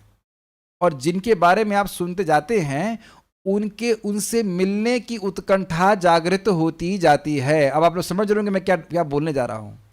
जिससे कभी नहीं मिले लेकिन उनके बारे में सुन करके या उनकी बात सुन करके आपको उत्कंठा हो जाती है कि आप उनसे मिलें। कोई विरोध? इतनी उत्कंठा हो जाती है कि चाहे कुछ भी हो जाए हम उसे मिलना है। कोई काट रहा है इस बात को या सबको सब स्वीकार कर रहे हैं? आप जानते हैं ना कि उत्कंठा से ही कृष्ण मिलते हैं। सब सारे इक्वेशन बैठाते चले जाइए। जिसके यश को सुनते हैं उसको उसके प्रति उत्कंठा जागृत हो जाती है। उससे मिलूंगा, मैं उसे देखूंगा, और एक बार उत्कंठा जागृत हो जाती है व्यक्ति वो हर कार्य करेगा जिससे वो व्यक्ति मिल जाए। और अगर उत्कंठा नहीं है तो व्यक्ति पास में रहता है, कभी नहीं मिलने जाता। अग्रीड? तो अब समझ में आया भगवान कृष्ण कैसे मिलेंगे? लालसा से, उत्कंठा से। और उत्कंठा कैसे जागृत होगी? उनके बारे में श्रवण करने से, श्रीमद् भागवतम से। कितने अच्छे व्यक्ति हैं, कितने अच्छे व्यक्ति हैं, कितने महान व्यक्ति हैं। पूतना को भी मां बना दिया। क्यों? हम भी भगवान को भोग लगाएंगे। उत्कंठा आई कि नहीं आई भगवान के बारे में सुन करके? भगवान की दया को, भगवान के ऐश्वर्य को सुनेगा तो भगवान से मिलने की इच्छा नहीं होगी? बताइए। तो ये सब जो है प्रभाव होता है। इस प्रकार से भगवान उत्कंठा जागृत कर देते हैं, जीव को आसक्त कर देते हैं अपने से। ठीक है। तो ये एक भक्त का प्रश्न था कि भगवान तो पहले से हैं और भगवान अंदर आ गए तो क्या करेंगे? अब क्या करेंगे? अपने से जीव को आसक्त कर देते हैं। भाव दास्य, भाव मतलब दास्य सख्य आदि अन्य संबंधों को इंगित करता है, दास्य भाव, सख्य भाव इत्यादि। अतः भाव स्वरूप अर्थात भगवान के लिए विभिन्न भाव रूप कमल भी हो सकता है। मतलब ये विभिन्न प्रकार के भाव हैं और इनको दबा कर बैठे हुए काम, क्रोध, लोभ, मोह, मद, आश्चर्य। समझने का प्रयास कीजिए, हैं हम लोग दास किसके? कृष्ण के, लेकिन सेवा किसी कर रहे हैं? काम की, क्रोध की, लोभ की। हमारे दास को डिस्टर्ब करते, हट यहाँ से। हाँ ठीक है, तुम हमारी सेवा करो। समझ में आ गया? समझ में आ गया? मित्रता है भगवान से, लेकिन किससे मित्रता कर रहे हैं? काम, क्रोध, लोभ, ये शत्रुओं से मित्रता कर रहे हैं। अरे हमारे मित्र को पकड़े हो, है हटा उसको। वात्सल्य भगवान से है, हमारे बच्चे को पकड़े हो, हटा उसको। तो ये जो दबाए, ये हमारी प्रेमिका को पकड़ो। मेरे कहने का मतलब है कि ये जो 6 रिपु हैं, ये हमको दबा के बैठे, हमारे भाव को उदित नहीं होने दे रहे हैं। तो भगवान अंदर जा करके इन सारे षड रिपुओं को, शत्रुओं को भगाते हैं और हमारा भाव प्रकट होने लगता है। नित्य सिद्ध से भावस्य प्राकट्यम हृदय साध्यता। भगवान के श्रवण कीर्तन के द्वारा जो नित्य सिद्ध भाव है वही प्रकट हो जाता है। कौन दबाए हुआ उसको? काम, क्रोध आदि दबाए हुए हैं। तो भगवान उनको शमल, उनको नष्ट कर देते हैं और उस भाव को प्रकाशित कर देते हैं। कृष्ण शमलम अर्थात काम, क्रोध आदि दोषों को धोल देते हैं, समाप्त कर देते हैं। ये कितनी आश्चर्य की बात है। अभी भक्त ने फिर पूछा था, वॉशिंग मशीन में भी टाइमर लगाते हैं ना 15 मिनट का, तब तो आप कहते हैं ना कि जल्दी धुल गया और अच्छा धुल गया। इस जगत में रुक जाओ, देखो शक्ल देखने दो, हाँ रुक जाओ, हाँ ये है कि नहीं, अभी चलेगा शायद, हाँ ना नहीं माता जी भी। तो ये देखेंगे कि जगत में प्राय माता जी लोग एक असिस्टेंट पत्नी को साथ पे ले जाती है दहेज में। असिस्टेंट पत्नी मतलब वॉशिंग मशीन। तो पहले ज़माने में हाथ से धुलती थी माता जी लोग, तो वही कपड़ा धुलने में टाइम लगता था। अब वो वही कपड़ा जल्दी नहीं धुल जाता। तो जल्दी का क्या मतलब है? डालते निकाल लेते हैं, वहाँ 15 मिनट तो लगता है, 10-15 मिनट लगता है, और आप धोने देते हैं वॉशिंग मशीन को। धुलने में बढ़िया से चक होकर साफ आएगा। थोड़ा धैर्य रखिए, सब भगवान अंदर वॉशिंग मशीन को निकल के साफ करते। एक और बात समझ लीजिए, आप देखते हैं स्पेशली सेमी ऑटोमेटिक वॉशिंग में देखे होंगे कि कपड़ा डाल देंगे और उसमें से कचरा बाहर आते हुए दिखता है। देखा है आपने कभी? पूरा पानी काला हो जाता है तो आप प्रसन्न होते हैं, सारा कचरा बाहर निकल गया, है कि नहीं?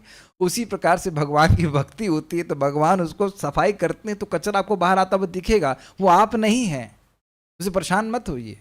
वो काम, क्रोध आदि बाहर आता हुआ निकलेगा, वो निकल जाएगा, और निकलने दीजिए, उस पर कार्य नहीं करिए। किंतु यह इतना अद्भुत नहीं है। मान लो कोई व्यक्ति बोले भाई भगवान साफ करते थे, कौन से आश्चर्य की बात है? कहते हैं ये अद्भुत नहीं है, क्योंकि ज्ञान एवं योग भी तो ऐसा कर सकते हैं। ज्ञान के द्वारा भी हृदय पवित्र होता है, अष्टांग योग के द्वारा भी होता है। तो कहते हैं जल पात्र में किसी द्रव्य के मिश्रण द्वारा केवल वह जल ही शुद्ध होता है, ना कि नदियों अथवा तालाबों का समस्त जल तथा संदूषण भी पात्र में विद्यमान रहता है और पूर्णतः नष्ट नहीं होता। एवं पात्र के क्षोभन द्वारा, पात्र को कुछ अब हिलाते हैं तो वो पात्र में मिट्टी फिर उभर जाती है, तो पात्र के क्षोभन द्वारा मलिनता पुनः फैल जाती है। इसी प्रकार ज्ञान एवं योग कुछ मनुष्यों को ही शुद्ध करते हैं, किंतु सभी को नहीं, और तब भी पूर्णता शुद्ध नहीं करते। देखिए, ज्ञान योग के लिए तो आवश्यक है कि निष्काम कर्म योग करके चित्त को शुद्ध करो, नहीं तो ज्ञान योग कर नहीं सकते, उसे मिथ्याचारी कहा जाएगा। अष्टांग योग के लिए आवश्यक है, वहां भी आवश्यक है कि निष्काम कर्म योग करके हृदय को शुद्ध करो, नहीं तो अष्टांग योग का अभ्यास नहीं कर पाओगे। 6ठे अध्याय को देख लीजिएगा, तीसरे, चौथे, 5वें अध्याय को आप देख लीजिएगा, एकदम स्पष्ट बोल रहे हैं। तो अब जिसने निष्काम कर्म योग करके अपने हृदय को शुद्ध नहीं किया, उसके लिए तो ज्ञान योग और अष्टांग योग काम के नहीं रहे ना। लेकिन बताइए, क्या भक्ति योग में ऐसा है? जी नहीं। भक्ति योग अपने आप में सर्व समर्थ है हृदय को शुद्ध करने के लिए। There is no prerequisite for bhakti की भक्ति योग करने के पहले ये सब योग करो। ध्यान से सुनिएगा, ये यद्यपि योगा लैडर है, कर्म योग, ज्ञान योग, अष्टांग योग, फिर भक्ति योग, लेकिन यही कोई जरूरी नहीं है। सीधे भक्ति योग में आकर के व्यक्ति, भक्तों के संगत में आकर के कोई भी कैसी भी चित्त की अवस्था वाला व्यक्ति भक्ति में आ सकता है और भक्ति करके भक्ति से ही शुद्ध हो सकता है। भक्ति बिल्कुल निरपेक्ष है अन्य योगों के द्वारा, योगों के प्रति। भक्ति योग में यह अपेक्षा नहीं की जाती है कि आप हृदय शुद्ध करें। जब लोग आप प्रचार करते हो तो बोलते हो कि पहले आप वर्णाश्रम के नियमों का पालन करो, फिर हरे कृष्णा करो। प्रभुपाद जी एक शब्द बोलते हैं, तुम वर्णाश्रम के नियमों का पालन करके मेरे पास आए हो कि हरे कृष्णा करके? क्या स्टेटमेंट है! हाँ, हरे कृष्णा करके। वर्णाश्रम के नियम कौन पालन कर पाता है? भक्ति करने के बाद भी वर्णाश्रम के नियमों का पालन नहीं कर पाते, जरूरत भी नहीं है। हरे कृष्णा करने से सारे सद्गुण आ जाते हैं, भक्ति अपने आप में सर्वसमर्थ है, ये बोल रहे हैं। तो आप समझ गए ना, ज्ञान और योग सब लोगों के लिए हैं भी नहीं और सब लोगों को पूर्णता शुद्ध भी नहीं कर पाते हैं। वे कुछ अंश में हृदय को शुद्ध करते हैं। इस संबंध में उक्ति है, ये नारद जी की बात है। यम आदि भीर योग पथ है काम लोभ हतः मुहु मुकुंद सेवया यद्व तथात्मा धान शाम्यति।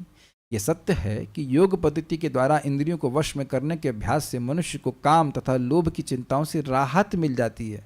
वो समाप्त नहीं हो जाते, कुछ रिलीफ मिल जाता है, किंतु इससे आत्मा को संतोष प्राप्त नहीं होगा, क्योंकि यह संतोष भगवान की भक्तिमय सेवा से ही प्राप्त किया जा सकता है। श्रीमद् भागवत 1:6-35। ये नारद जी का वाक्य है। यानी कि यम नियम के पालन करके, अष्टांग योग का पालन करके व्यक्ति वैसे शुद्ध नहीं होता जैसा कि भक्ति के द्वारा होता है, किंतु कृष्ण केवल हृदय में प्रवेश करने मात्र से ही शुद्ध कर देते हैं और कोई दूषण नहीं शेष रहता। यही इस पात्र जल दृष्टांत का अर्थ है। क्रम संदर्भ देखिए। आज तो हमारा मन कर रहा है पूरा समाप्त कर दें, ये तो क्योंकि ये कल करने वाला तो नहीं समझ में आ रहा है। आप लोग थके हुए लग रहे हैं तो हम नहीं देख रहे किसी को। जिसको जाना है तो जा सकता है, कोई दिक्कत नहीं, लेकिन हमको चाह रहे हैं कि ये पूरा एक सीक्वेंस में पूरा कर दिया जाए। जिसको थकान हो रही है वो ग्लूकॉन डी पी ले। कभी कभी किसी श्लोक का फ्लो होता है, उसको फ्लो करके ही पूरा कर लेना चाहिए। क्रम संदर्भ। जब कृष्ण हृदय में प्रवेश करते हैं, उनकी भक्ति युक्त भक्त जगत को शुद्ध कर देते हैं। इस बात को प्रभुपाद तात्पर्य में बोलेंगे। अतः श्री भगवान इस परंपरा के माध्यम से जगत शोधन करते हैं। देखिए, परीक्षित महाराज इस बात को बोल रहे हैं। परीक्षित महाराज और सुखदेव गोस्वामी कथा कर रहे हैं। सुखदेव गोस्वामी अन्य को सुनाने के लिए नहीं बोल रहे, वो खाली परीक्षित महाराज को बोल रहे हैं, लेकिन जो कोई भी सुन रहा है वह पवित्र हो रहा है। उस समय हुआ और बनाया गया, ऐसी व्यवस्था रखी कि जो उनका संवाद हुआ वो भागवत में रखा गया, और जो जो उसको पढ़ रहे हैं और जो जो आगे पढ़ेंगे वो सब पवित्र हो रहे हैं। Got it? कैसे दो भक्त परीक्षित महाराज और सुखदेव गोस्वामी को निमित्त बनाकर भगवान पूरे विश्व को शोधित करते हैं। आपको यह कुछ विशेष नहीं लगता कि भगवान की ही व्यवस्था रही कि 5000 साल से श्रीमद् भागवतम यथारूप है? कौन सा और किताब ऐसी रह जाती है? श्रीमद् भागवतम को छोड़ के किसी और ग्रंथ को जानते हैं, मतलब किसी और पुस्तक को जानते हैं जो 5000 साल पुरानी हो? मैं भगवत गीता की बात नहीं कर रहा हूँ, वैदिक शास्त्रों की बात नहीं कर रहा हूँ, अन्य कोई किताब। तो ये भगवान की असीमित कृपा नहीं कि 5000 साल के बाद भी श्रीमद् भागवतम इसी प्रकार से है। क्यों भगवान ने रखवाई?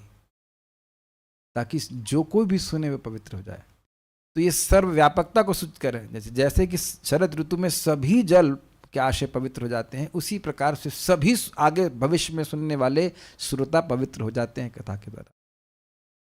इस श्लोक में यही बताया गया है। वह उन स्वानाम अर्थात भक्तों के हृदय में प्रविष्ट होते हैं जिन्होंने उन्हें स्वीकार कर लिया। इसीलिए प्रभुपाद ने कहा स्वरूप सिद्ध भक्त, जो स्वीकार किए हैं कि कृष्ण हमारे नित्य स्वामी हैं, उनकी हृदय में प्रवेश करते हैं। अब इसका क्या मतलब है? कुछ मायावादी लोग भी भागवत बोलते हैं, लेकिन उनका हृदय पवित्र नहीं होता, क्योंकि प्रारंभ से ही वह कृष्ण को स्वामी, नित्य स्वामी के रूप में स्वीकार नहीं करते। वो सोचते कि मैं भगवान बन जाऊंगा। इसी बात को एक देवानंद पंडित नाम के व्यक्ति थे, वो तब पहले भक्त नहीं थे, बड़े वैरागी थे, जन्म से ही ब्रह्मचारी थे, नैष्टिक ब्रह्मचारी। वह भागवत बोलते, लेकिन महाप्रभु कहते मैं तेरी भागवत फाड़ दूंगा। और महाप्रभु तो अंतर्यामी हो, कहते तुम भागवत बोल रहे हो लेकिन तुम्हें कोई सुख नहीं मिल रहा। क्यों? क्योंकि वे भक्ति को स्थापित नहीं करते, यानी कि उन्होंने कृष्ण को अपने नित्य स्वामी के रूप में स्वीकार ही नहीं किया। तो यहाँ स्वानाम का अर्थ है कि जो भक्त भागवत पढ़ करके, जप करके अपने भाव को जागृत करना चाहता है, नित्य भाव को जागृत करना चाहता है, उसके हृदय में स्वीकार है कि कृष्ण भगवान है, मैं उनका दास हूँ, मैं उनकी सेवा में, नित्य सेवा में जाना चाहता हूँ। इस प्रकार की बात जब भक्त के हृदय में होती है, ऐसे भक्त के हृदय में भगवान प्रवेश करते हैं। नहीं तो देखिए ना, प्रोफेशनल कथाकार तो कथा करते ही रहते हैं, लेकिन उनके हृदय में पवित्रता नहीं आती, उनका भाव, उनका संबंध जागृत नहीं होता। तो स्वानाम शब्द का बहुत बहुत बहुत बड़ा महत्व है कि भागवत सुनने के बाद भी लोगों का हृदय तभी पवित्र होगा जब वह स्व हो, मतलब भगवान के अपने हो, भगवान से अपना संबंध मानते हो। जो व्यक्ति भागवत बेच के अपना परिवार चलाना चाहता है तो अपने परिवार को अपना मान रहा है, भगवान को तो अपना नहीं मान रहा ना। बहुत अच्छी बातें हैं, बहुत गहरी बात है। तथा उनके हृदय भाव सरोरुहम अर्थात विशेष भाव को धारण करते हैं, मतलब उस भाव को प्रकाशित करते हैं। उन्हें कमल कहा जाता है क्योंकि हाँ, अब देखिए उस भाव को, भक्तों के हृदय को कमल क्यों कह रहे हैं, सुनिए। उन्हें कमल कहा जाता है, भक्तों के हृदय को या भाव को, क्योंकि वे भगवान को सुख प्रदान करने हेतु उत्कृष्ट स्थान है। आप सोचिए, देखे होंगे कमल का जो पुष्प होता है वो कितना सॉफ्ट होता है, कितना सूदिंग होता है। और आप उसका विशेषता ये जानें कि गर्मी में वह शीतलता प्रदान करता है। अगर जाड़े में कहीं कमल का आप माला पहनेंगे तो जुकाम हो जाएगा। कमल का सहज स्वभाव है शीतलता प्रदान करना, सौम्यता। तो भक्तों का हृदय अत्यंत मृदु होता है, ठंडा होता है। तो भगवान के लिए वह, भगवान को वह सुख देने वाला स्थान हो जाता है। इसलिए भगवान प्रवेश कर जाते हैं। भाई हर व्यक्ति वहां जाएगा जहां सुख मिलता है उसको। इसलिए कह रहे हैं भाव सरोरुहम। इसलिए भक्तों के हृदय को कमल से तुलना की जा रही है। शरद ऋतु में जल का दृष्टांत प्रत्येक वस्तु को शुद्ध करने की उनकी क्षमता को दर्शाता है। तो स्पष्ट है। बाल प्रबोधरी सुनिए, बालकों बहुत मजा आएगा, बहुत आनंद है। यहाँ जिस प्रकार महाभूत रूप अग्नि काष्ठादि पदार्थों में होते हुए भी उनको जलाती नहीं है, परंतु यदि वह बाह्य रूप से काष्ठ आदि में प्रवेश करती है तो उनको जलाती है, उसी प्रकार यद्यपि भगवान अंतर्यामी के रूप में सभी के हृदय में बैठे हुए हैं, तथापि उनके हृदय के मल को नष्ट नहीं करते हैं, परंतु जब वे श्रवण आदि के द्वारा प्रवेश करते हैं तभी हृदय के मल को निरस्त करते हैं। यह इस दृष्टांत से सूचित होता है। समझ में आया? भाई ये पूछा जाए कि इस लकड़ी की टेबल में अग्नि है, उपाध्याय जी क्या बताएंगे आप? है तो जल क्यों नहीं रही है? समझ में आया? आप कह रहे हैं कि इस लकड़ी की टेबल में अग्नि है तो जल क्यों नहीं रही है। तो आप देख रहे हैं कि इस लकड़ी की टेबल में अग्नि है लेकिन जलाती नहीं है इसको। लेकिन अगर इसमें लकड़ी को में बाहर से अग्नि का संपर्क कर देंगे तो वही अग्नि इसको फूंक देगी। उसी प्रकार से परमात्मा हृदय में है लेकिन अनर्थों को नहीं जला रहे हैं, फूंक नहीं रहे हैं, लेकिन वही भगवान श्री कृष्ण कथा के रूप में जब बाहर से प्रवेश करते हैं तो इस हृदय के जितने भी कचरा है उसको नष्ट कर देते हैं। कितना सुंदर बात बोल रहे हैं। हमको जब पढ़ा तो बहुत खुशी मिली, वाह ये बात। तात्पर्य कहा जाता है कि भगवान का एक अकेला शुद्ध भक्त संसार के समस्त पतितों को उबार सकता है। कैसे? हरि कथा को श्रवण कराकर। अतः जिसे नारद या सुखदेव गोस्वामी जैसे शुद्ध भक्त का विश्वास प्राप्त है और जो अपने गुरु से शक्ति प्राप्त करता है, जिस प्रकार नारद ने ब्रह्मा जी से प्राप्त की थी, वह न केवल स्वयं को माया के चंगुल से छुड़ाता है वरन अपनी शुद्ध तथा शक्ति संपन्न भक्ति की शक्ति से सारे संसार को उबार सकता है। क्या मतलब है? प्रभुपाद जी बड़ा स्पष्ट करें, कोई कॉम्प्लिकेटेड नहीं है। ब्रह्मा जी को नारद जी ने क्या बोला? बेटा मैंने तुमको भागवत बोली है और तुम उसको ऐसे बोलो कि जिससे मनुष्य में भक्ति हो जाए। समझ में आया? इंपावरमेंट का मतलब क्या है? कोई रोशनी नहीं निकलेगी, गुरु का वाक्य ही इंपावरमेंट है। क्या ब्रह्मा जी ने बोला कि तुमको ऐसा हमारे सामने प्रतिज्ञा लो कि तुम ऐसे भागवत का निरूपण करोगे जिससे लोगों को भगवान में भक्ति हो जाए। हराओ भक्ति भविष्यति, यही सब तो था। तो ये है गुरु के द्वारा एम्पावरमेंट प्राप्त करने का सूत्र। मैं भक्ति प्राप्त करने के लिए भागवत श्रवण कर रहा हूं गुरु के मुख से, और जब हम प्रचार करें, भागवत बोलें, तो उसका उद्देश्य ये होना चाहिए कि लोग भगवान के भक्त बने। इस प्रकार से परंपरा का ज्ञान लोगों में प्रकाशित होता है। जैसे जरा सा भी चेंज है कि भक्ति के अलावा कुछ और प्राप्त हो तो एम्पावरमेंट कट गया। ठीक, इसीलिए कह रहे हैं कि खुद माया के चुंगल से मुक्त होना चाहे और दूसरे लोग भी इससे मुक्त हो जाएं, ये बात होनी चाहिए। गंदले जलाशयों में गिरने वाली शारदीय वर्षा से उपमा देना अत्यंत उपयुक्त है। वर्षा ऋतु में सारी नदियों का पानी गंदला हो जाता है, किंतु शरद ऋतु में जब हल्की वर्षा होती तो संसार भर में नदियों का जल स्वच्छ हो जाता है। बिल्कुल अब स्पष्ट है तात्पर्य। किसी रसायन की अल्प मात्रा से शहरी जलागार की तरह किसी छोटे जलाशय का जल स्वच्छ किया जा सकता है, किंतु ऐसे अल्प प्रयास से नदियों का जल स्वच्छ नहीं किया जा सकता है। किंतु भगवान का शक्ति संपन्न शुद्ध भक्त न केवल अपने को बार सकता है वरन अपनी संगति से अनेकों को बारता है। क्या इसका मतलब है? देखिए, प्रभुपाद जी चैतन्य चरितामृत में कहते हैं कि जो भक्त अन्य भक्तों को आदर नहीं दे पाता है, भगवान के विग्रह की सेवा करता है, तो उसको कनिष्ठ भक्त कहते हैं। प्रभुपाद जी कहते हैं ऐसे भक्त के संगत से भी व्यक्ति भक्ति में आ सकता है। क्यों? क्योंकि ऐसे व्यक्ति का भी विश्वास है कि कृष्ण का नाम कृष्ण से अभिन्न है। यह नहीं कहा जा रहा है कि रियलाइजेशन है, उसका यह विश्वास है, श्रद्धा है कि भगवान का नाम भगवान से अभिन्न है। ऐसे व्यक्ति की संगत से भी व्यक्ति भक्ति में आ सकता है। पहले तो समझ लीजिए। और यहां तो शक्ति संपन्न भक्ति की बात कर रहे हैं। अब शक्ति संपन्न कैसे होगा? नित्यानंद प्रभु आदि गुरु हैं, बलराम जी हैं, वह डकैत का उद्धार करते हैं। आप लोग लीला जानते हैं, उसको भी हम यहाँ नहीं बता रहे। उसको जब उद्धार कर दिया तो उन्हें केवल एक बात बोली, धर्म पथे गिया और लह हरि नाम। तुम धर्म के पथ पे चलो, पापाचरण नहीं करो और भगवान का नाम उच्चारण करो, तो तुम दूसरों का परित्राण कर सकते।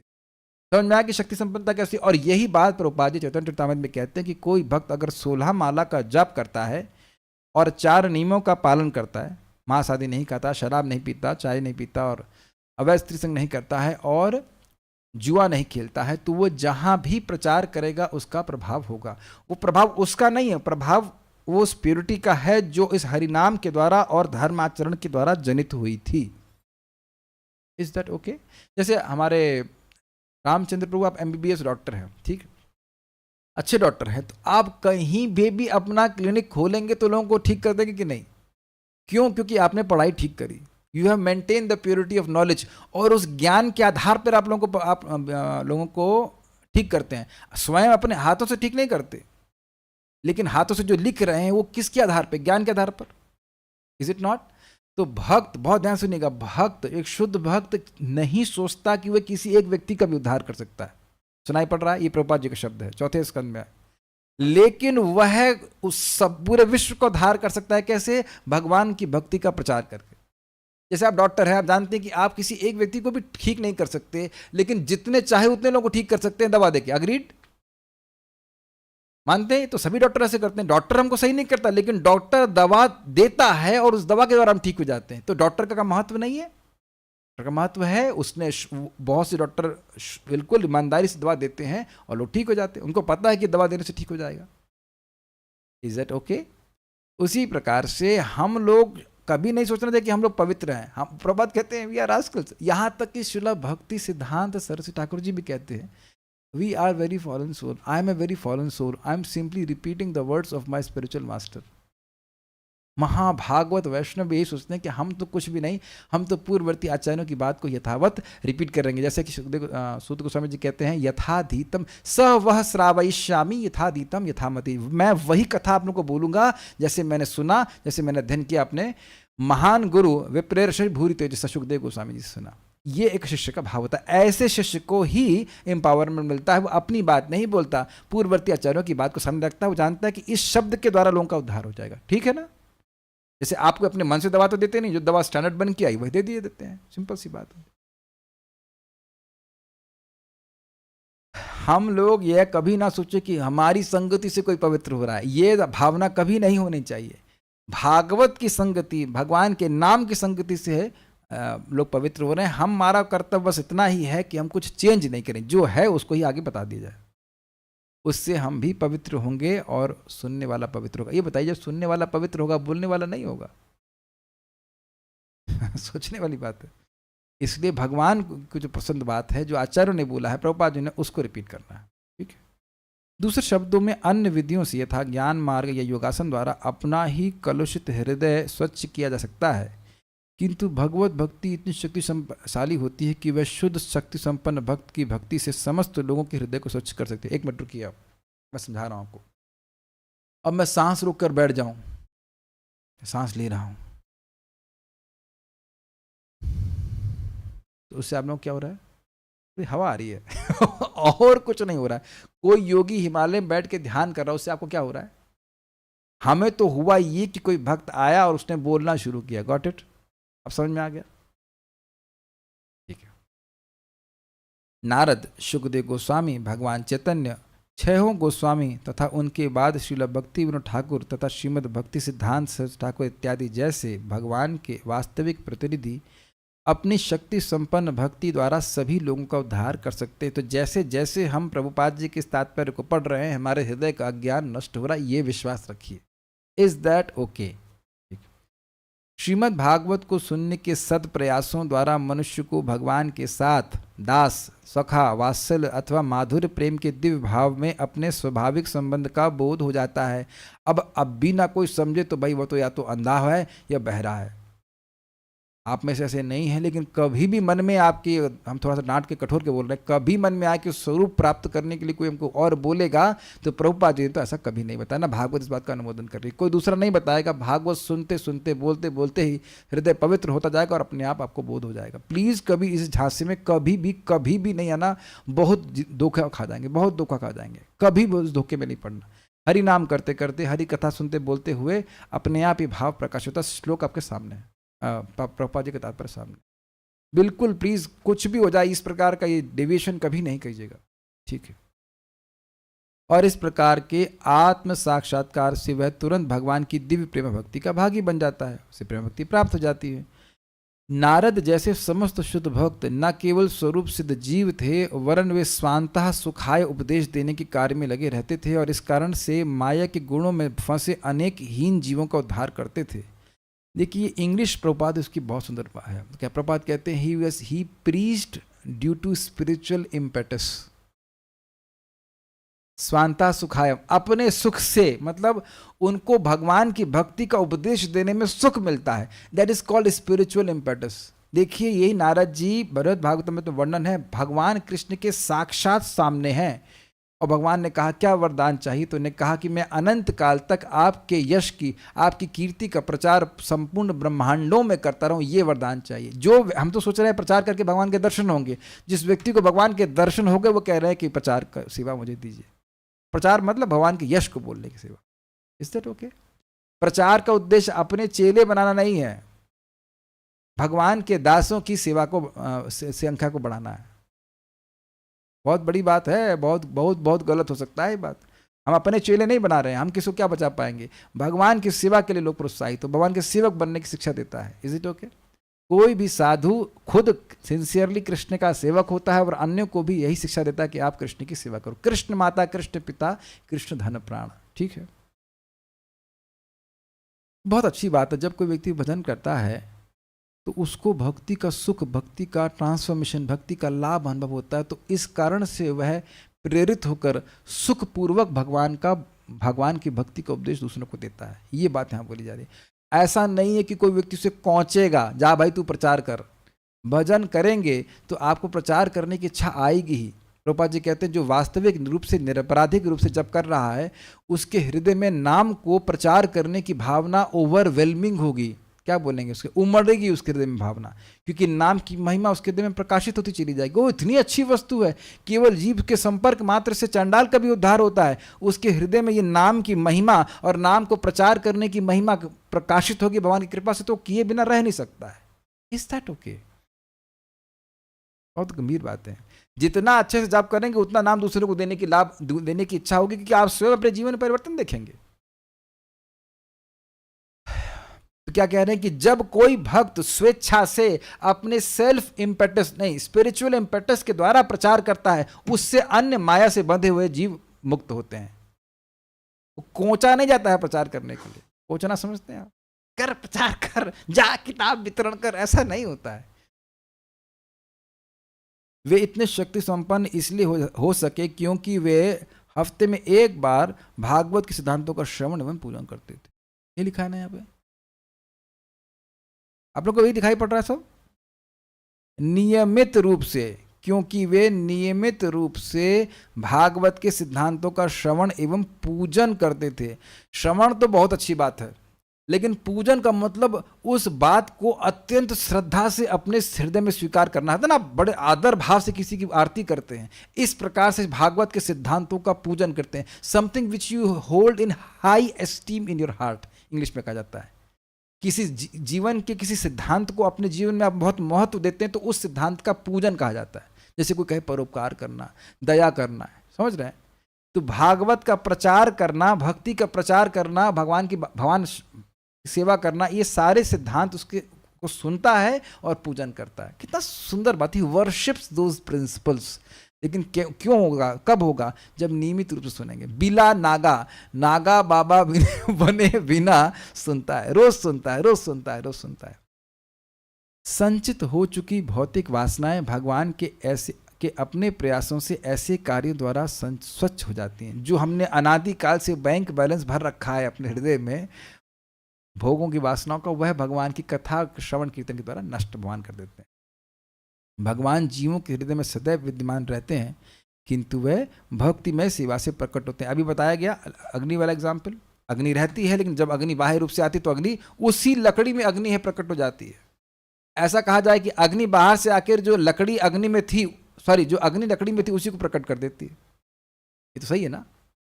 ज्ञान के अनुशीलन या योग द्वारा हृदय की शुद्धि किसी एक व्यक्ति के लिए कुछ काल के लिए उपयुक्त सिद्ध हो सकती है, किंतु यह स्थिर जल की अल्प मात्रा को रासायनिक विधियों से स्वच्छ करने के समान है। इस प्रकार से शुद्ध किया जल मैल के कुछ काल तक तलछट बैठ जाने के कारण स्वच्छ रह सकता है, किंतु तनिक भी हिलाने पर पुनः गंदला हो जाता है, जैसे कि Vishwamitra.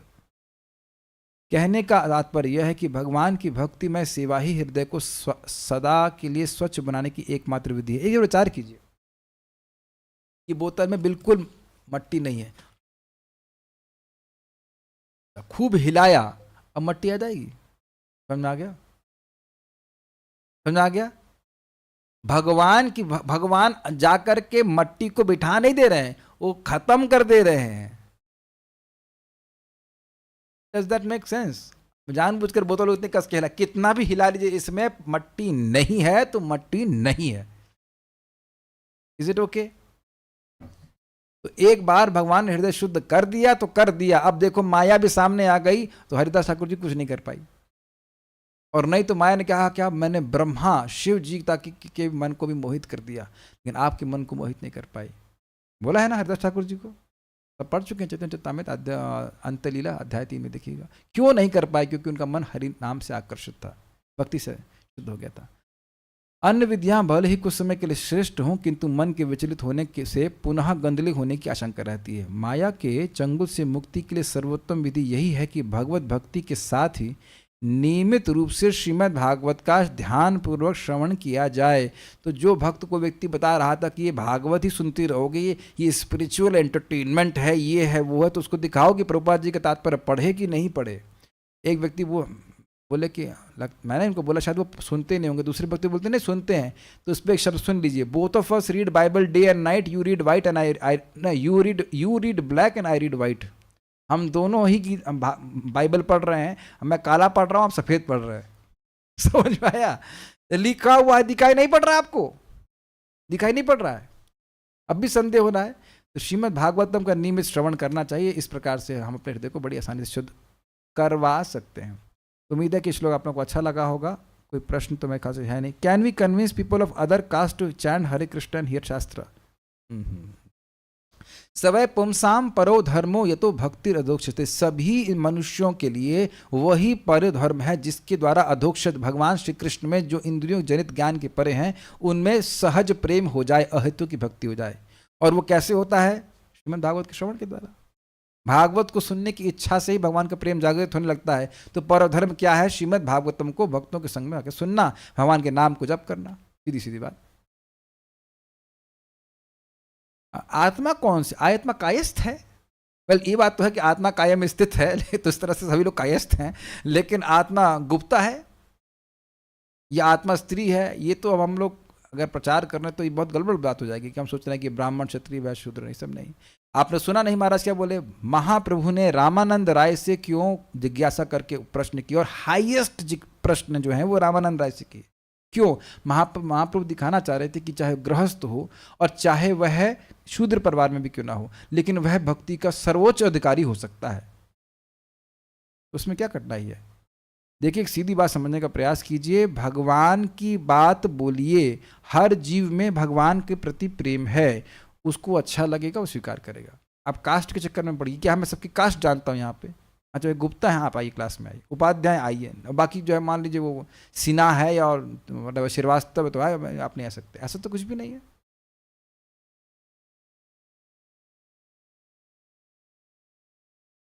Okay, so will stop here now. Shrimad Bhagavatam की जय। भगवान कृष्ण जो हमारे हृदय को पवित्र करने वाले हैं उनकी जय। निताई गौर प्रेमानंदे।